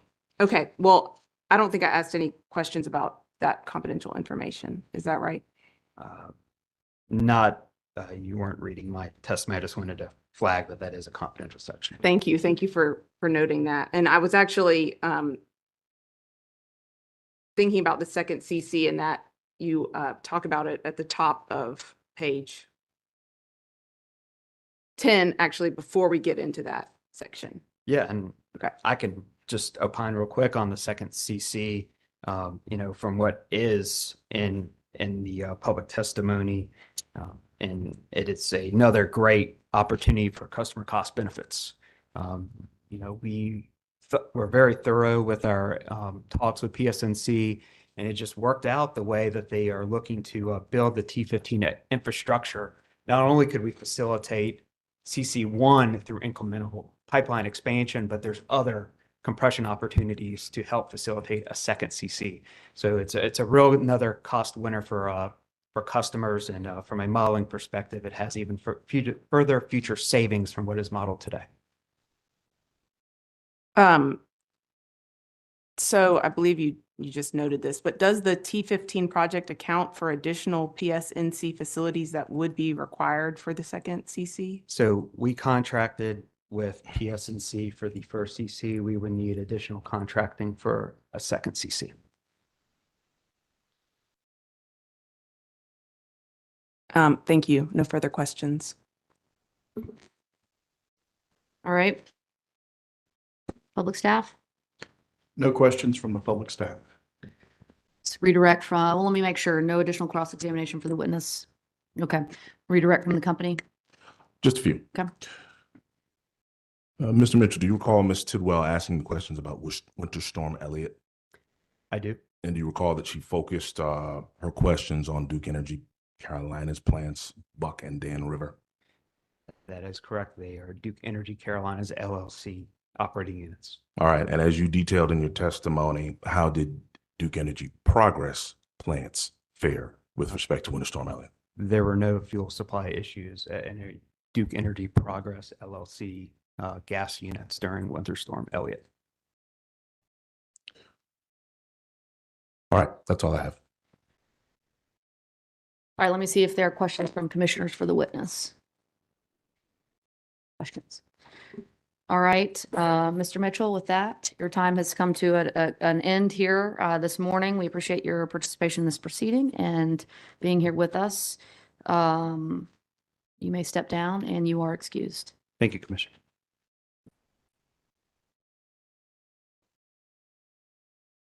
Duke, you may call your final witness.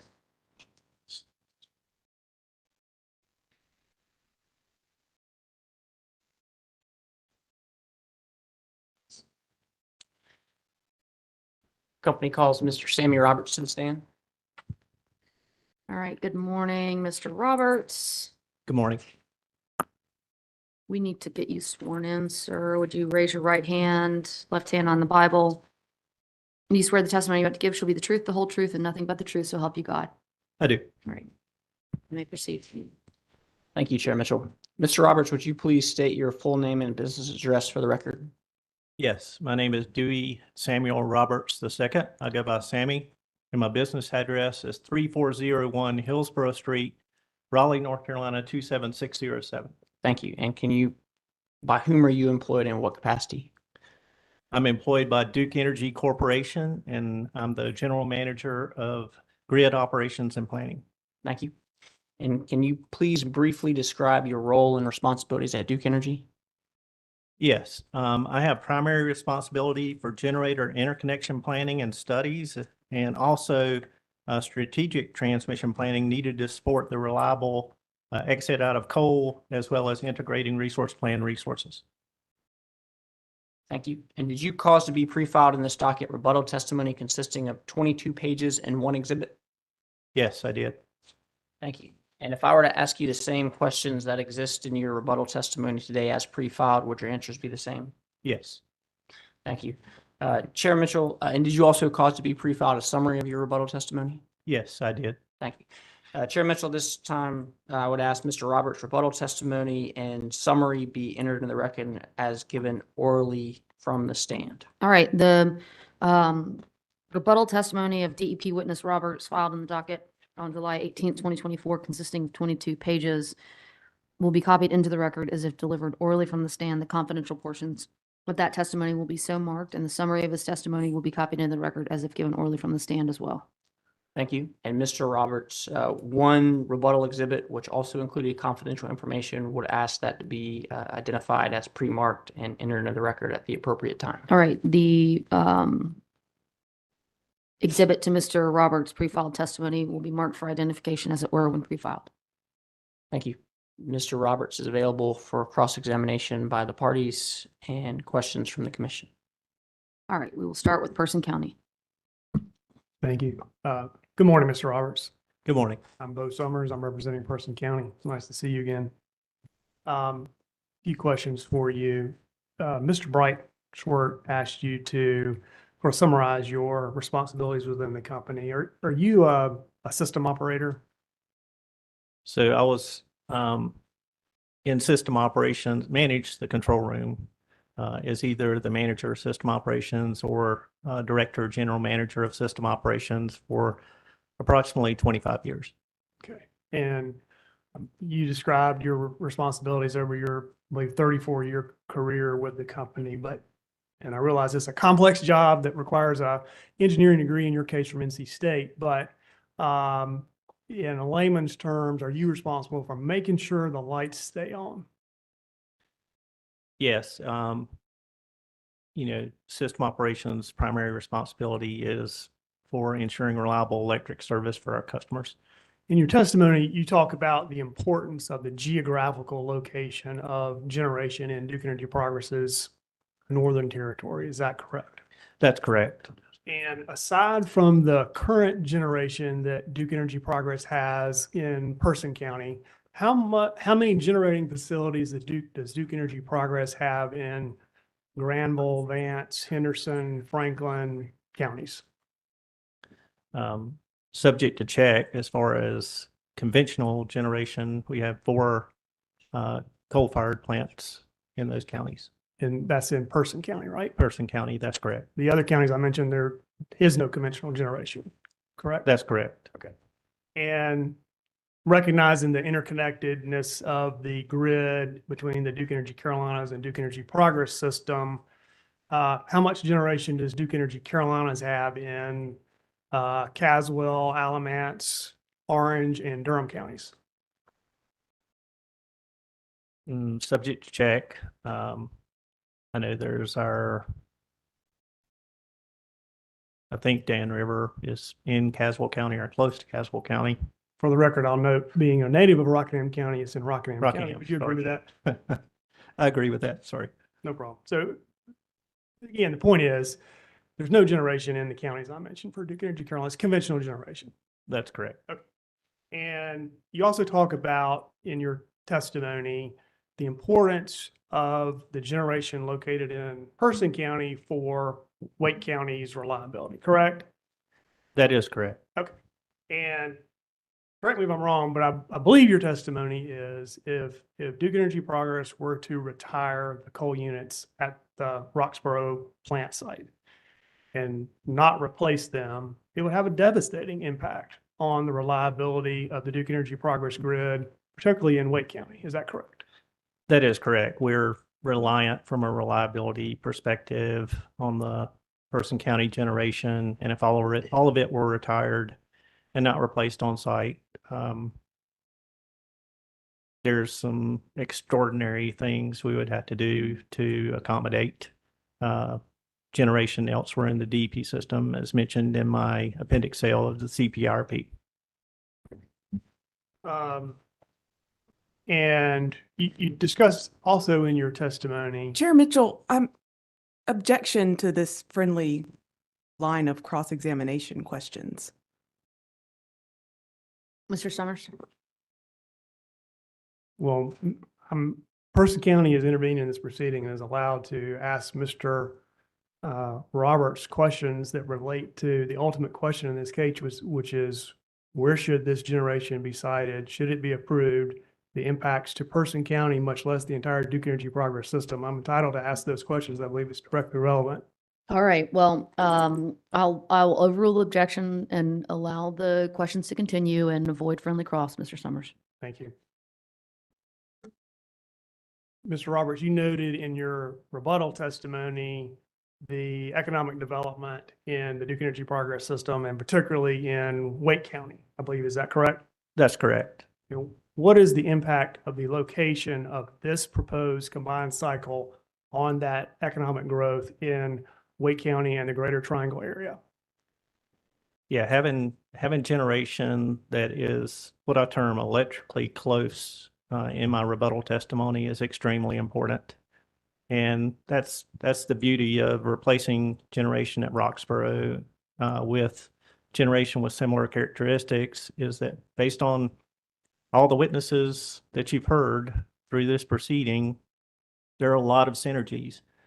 But one of the primary synergies from my perspective is the contribution to transmission reliability that generation in this location brings, because you do have existing strong electrical connectivity between the greater Wake County area and the Roxborough generation. Thank you. No further questions. Public staff. No questions at this time. Okay. Redirect from the companies. Just one. So Mr. Summers asked you a number of questions about the location of the generating facility, and you have a figure 1 on page 6 of your rebuttal testimony. That's confidential, but it's to the uninitiated non-transmission planner. It's a little complicated to parse out all the lines and what they mean. Could you speak generally in a non-confidential manner to explain that figure to the commission? Yes, generally between the Roxborough generation and the greater Wake County area with the heavy load center, you have 6 230 kV lines, healthy capability electrically, and you have a 500 kV line from that Person County area down to the greater Wake County area that greatly supports the electrical connectivity to serve that load reliably. And that's one of the main synergies that I referred to in the questioning from Mr. Summers, associated with this being a ideal location from a transmission reliability perspective. Thank you. No further questions. All right, Mr. Roberts, let me see if there are questions for you from commissioners. Okay. Mr. Roberts, I do have a few for you. This question was asked of a witness earlier in this proceeding, but we're going to ask it of you too. Tell us how you, from an operations standpoint, or, from your perspective, how do you limit the capacity of a unit to 40, the capacity factor to 40%? Right. So great question. There are a lot of limits, environmental limits that we have to adhere to, and we've done that exceptionally well while I was managing the control room. We have NPDES limits with respect to thermal limits. We have so many hours on distillate fuel that we had to adhere to. We have a limit on nitrous oxides, for example, that we had to adhere to. And we have always been able to manage to those limits very effectively and optimally with respect to making sure that we do it economically. We train our system operators on what these limits are and what they need to do to operate to those limits, and they do a very excellent job at it.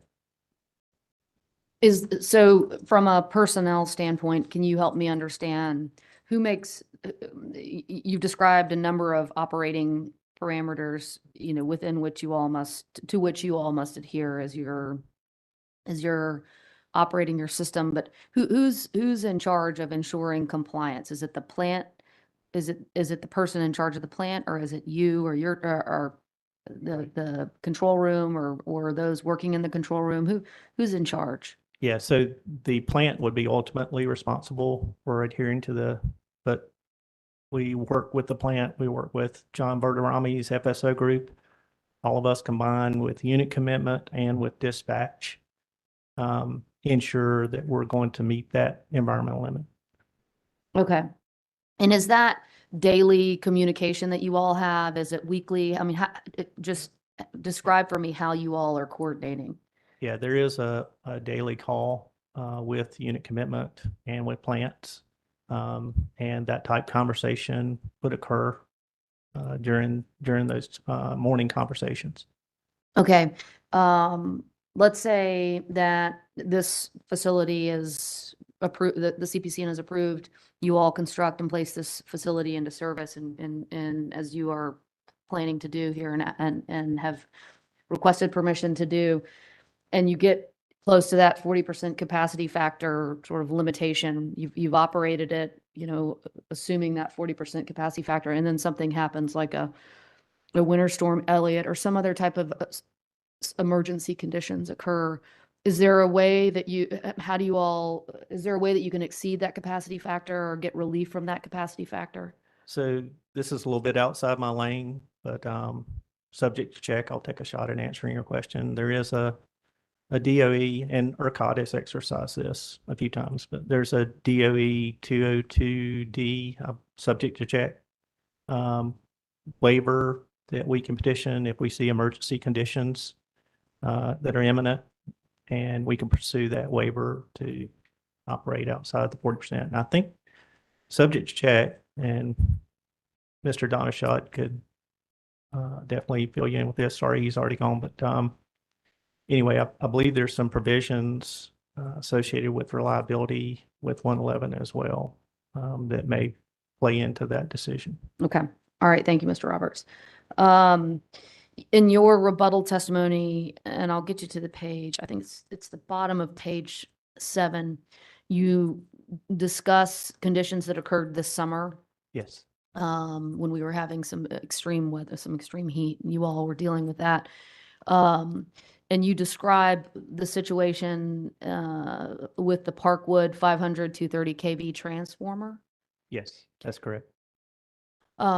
So can you walk me through what was happening at that point in time? And when as you described the conditions that existed, also define sort of what is specifically what you mean by post contingency loading over its capability, just so that we can understand what you mean. Yes.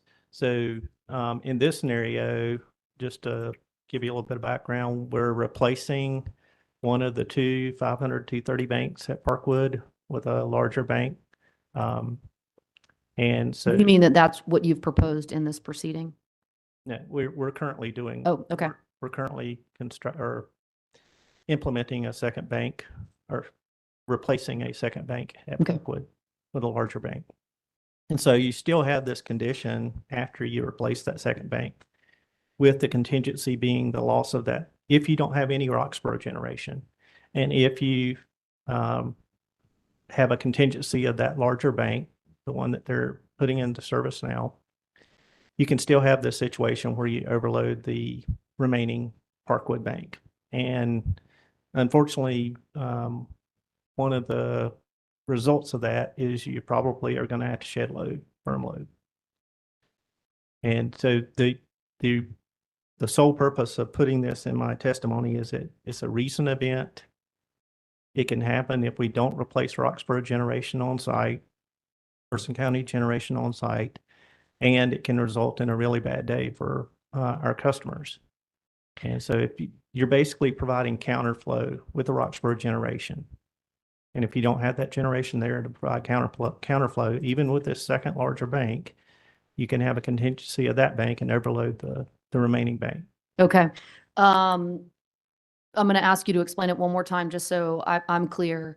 So I'm going to set it up this way. So we've got a really hot day, and we've already discussed the fact that Person County the Person County generation is located close to load centers like Durham and Wake County, et cetera. But so you've got a really hot day, so everybody's cranked up their ACs, and there's significant load on the system. And you've got all your Person County generation running flat out, to use Mr. Snyder's words, just at full output. Okay, then what happens? Okay, in this scenario, this July 9th scenario, if we would have lost Roxborough generation, once again, that could have been the contingency that made the Durham Parkwood Bank remaining, the one in service, Durham Parkwood Bank overload. And more emergency measures would have been needed if that would have happened. Okay, I'm with you now. Okay. All right. Let's see, what else? I'm getting close to the end.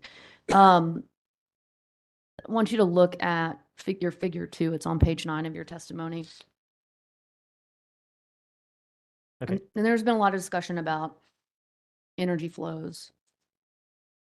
And have you heard all of that discussion, the flows from energy transfers from DEP to DEC? Have you heard that testimony in this proceeding? Yes. Okay. And I mean, this section of your testimony is responding to the concerns that have been expressed by the public staff. Is that right? That's correct. Okay. And so walk me through what you want us to get from your figure 2. Yeah. So looking at figure 2, I mean, it's pretty intuitive if you look at the P3 fall-based case resource additions and when they occur, because you're looking at 2 of the cheapest combined cycle gas resources being added in DEP in 2029, or by 2029 and by 2030. And so that's why you do see a little bit of tick up in the off-peak hours, but then it settles back down. But then you can clearly see the effect of the renewables, the solar generation, with respect to these transfers. And once again, by 2040, when you have more load increasing in the DEP area, more storage increasing in the DEP area, you're absorbing some of those renewables. 2035, you've added a lot of onshore wind, you've added a lot more solar, you've added offshore wind, a lot of renewables injecting into DEP that are influencing these flows. And so Mr. Snyder would tell you that resource planning, adding resources, is kind of lumpy, or can be lumpy. And I think that's what you're seeing with respect to these transfers. And, you know, like I say in my testimony, one of the RZEP 2.0 projects, the Lyles Woper, would triple the capacity for each circuit.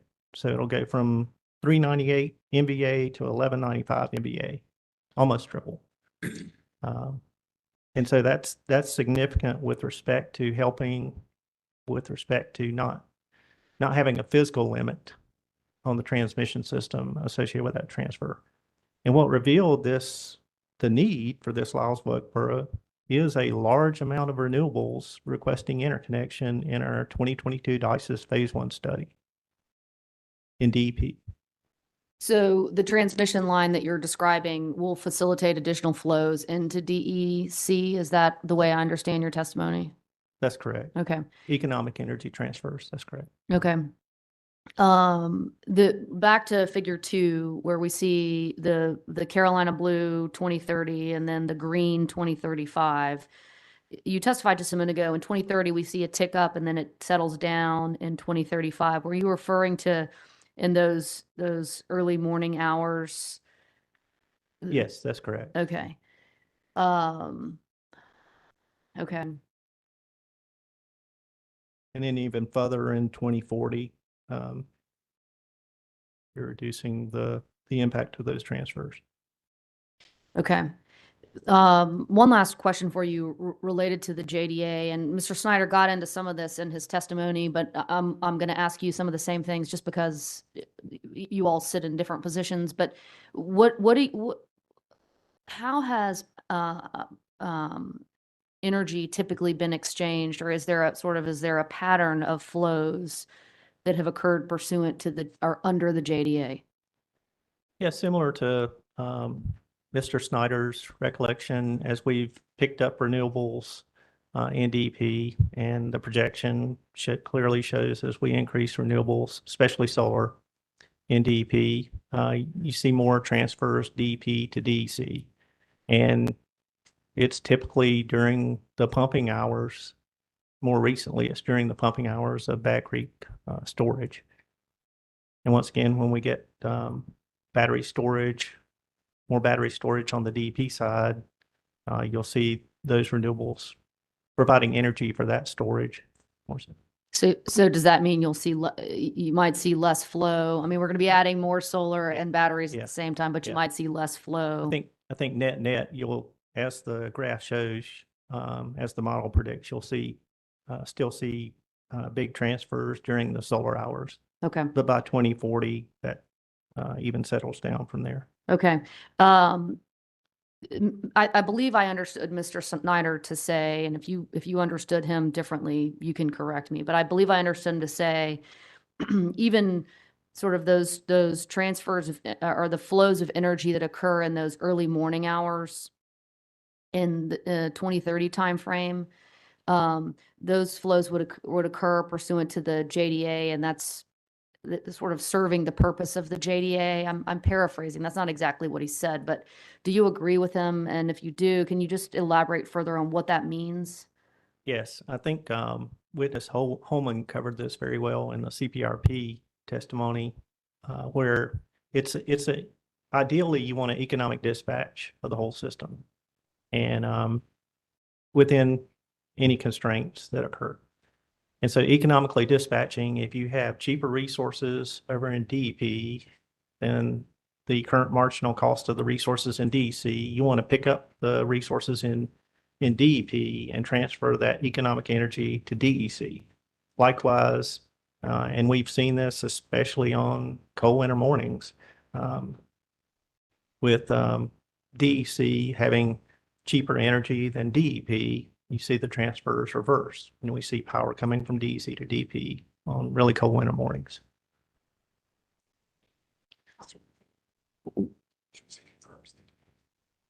Will you refresh my recollection about Winter Storm Elliott, that morning?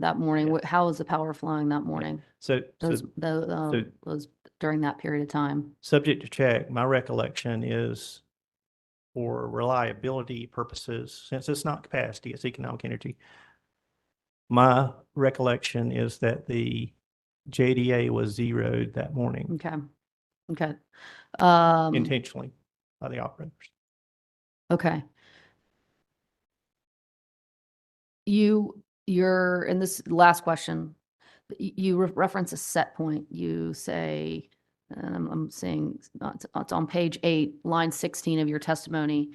There's a strong influence from solar output on the highest transfer hours, 0900 to 1700, that's easily managed with set point control. Yes. What does that mean? So if we did have reliability issues with respect to transferring power from DEP to DEC, or even for that matter of fact, DEC to DEP, we can redispatch. One of those redispatch capabilities that we do have is with all the transmission connected solar. This was in the provisions of House Bill 589 CPRE PPAs. We can send set points to those solars and back off that energy if we have excess energy. So that's what I was referring to with set point control, to control those energy flows. So is that like a dispatch down, like turn down your level of generation output? That's correct. That's a signal that's sent from our energy management system from the control center to these resources. Have you had to exercise that authority to date? Yes, we have. There have been some instances of NERC standard TOP 001 compliance, where we've had to reduce output for transmission constraints, not transfers, on the JDA, but local transmission constraints. Understood for a There's different also reason. been times when we've used that set point control for balancing to make sure we can comply with the NERC balancing standard BAL 001. But they're somewhat infrequent, I'll say. Okay. All right. I have nothing further. Go ahead, Commissioner Duffley. I just have one follow-up on the chart on figure 2. The hours of 1 through 6 in the Carolina blue lines. What percentage I thought I heard you say that the flows could go either way in this chart. Is that right? And then the Carolina blue bars, what percentage represents DEP going to DEP and what percentage is DEP going to DEC, if you know? So I think I don't exactly recall. I know Witness Metz talked about the percent of hours that were DEP to DEC. Okay. And I know that, those percentages are not like really close to the limit as this graph shows. Some of them can be 5%, but it still registers as net DEP to DEC. And so that's why the percentages that he mentioned were sounded high. Okay. Okay. Thank you for that. All right. We will move to questions on commissioners' questions. We'll start over here. Hello, Mr. Roberts. Ben Smith for Environmental Defense Fund. Chair Mitchell triggered a couple questions. You had some interesting answers, and I'm going to go into just a few. She asked you specifically about operating the system with a 40% capacity factor. Do you remember those questions? Yes, I do.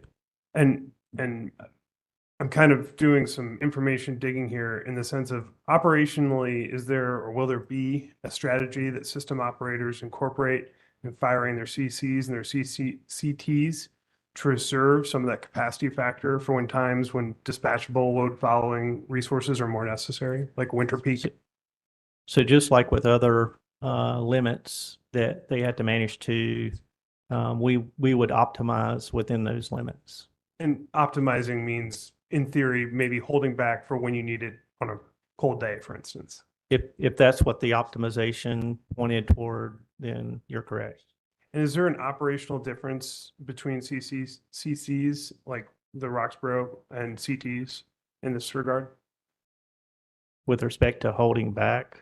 Sure.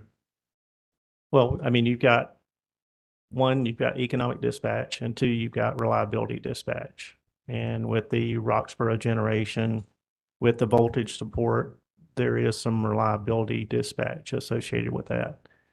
So we would ensure that we could perform that reliability dispatch when needed. But normally that coincides with it being economical as well with the coal generation, and I assume even more so with respect to the combined cycle.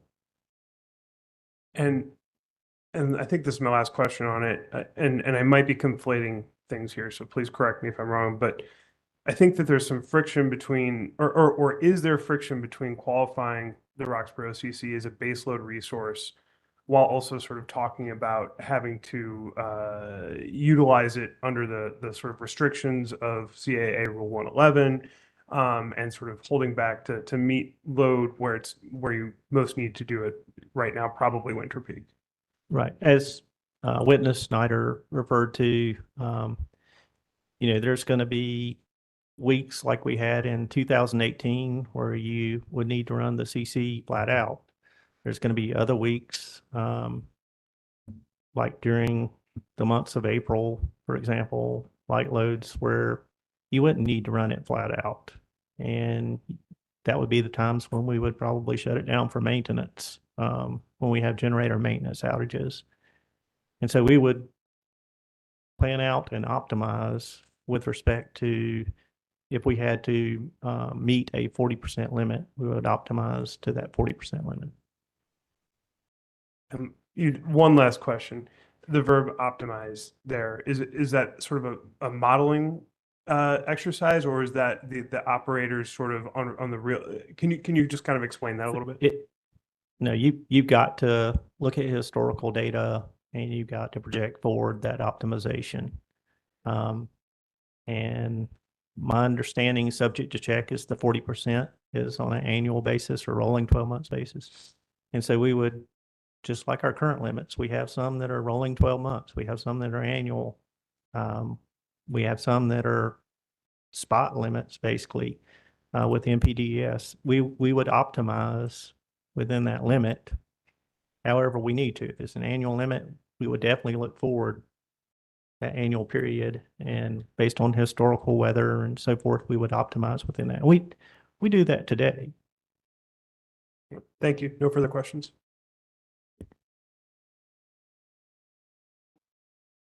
Any other questions on commissioners' questions on this side of the room? All right, Mr. Roberts, we have reached the end of your participation in this proceeding. You may step down and be excused. Thank you very much for your participation and your testimony today. Thank you. And Mr. Brushworth, would you like to move in his exhibit? Please, Mr. Roberts, one confidential rebuttal exhibit it has to be moved in the record at this time. All right. Having heard no objection to that motion, we will allow it, and his exhibit will be admitted into evidence. All right. My notes indicate we have no additional witnesses to appear today. Is that the case? Okay. Well, we have come to the conclusion of the hearing. We will, as we typically do, call for post-hearing filings. We'll take them anytime you want to get them in, but 30 days from the transcript availability. And unless there are any other housekeeping matters, we will be adjourned. Thank you very much. Let's go off the record.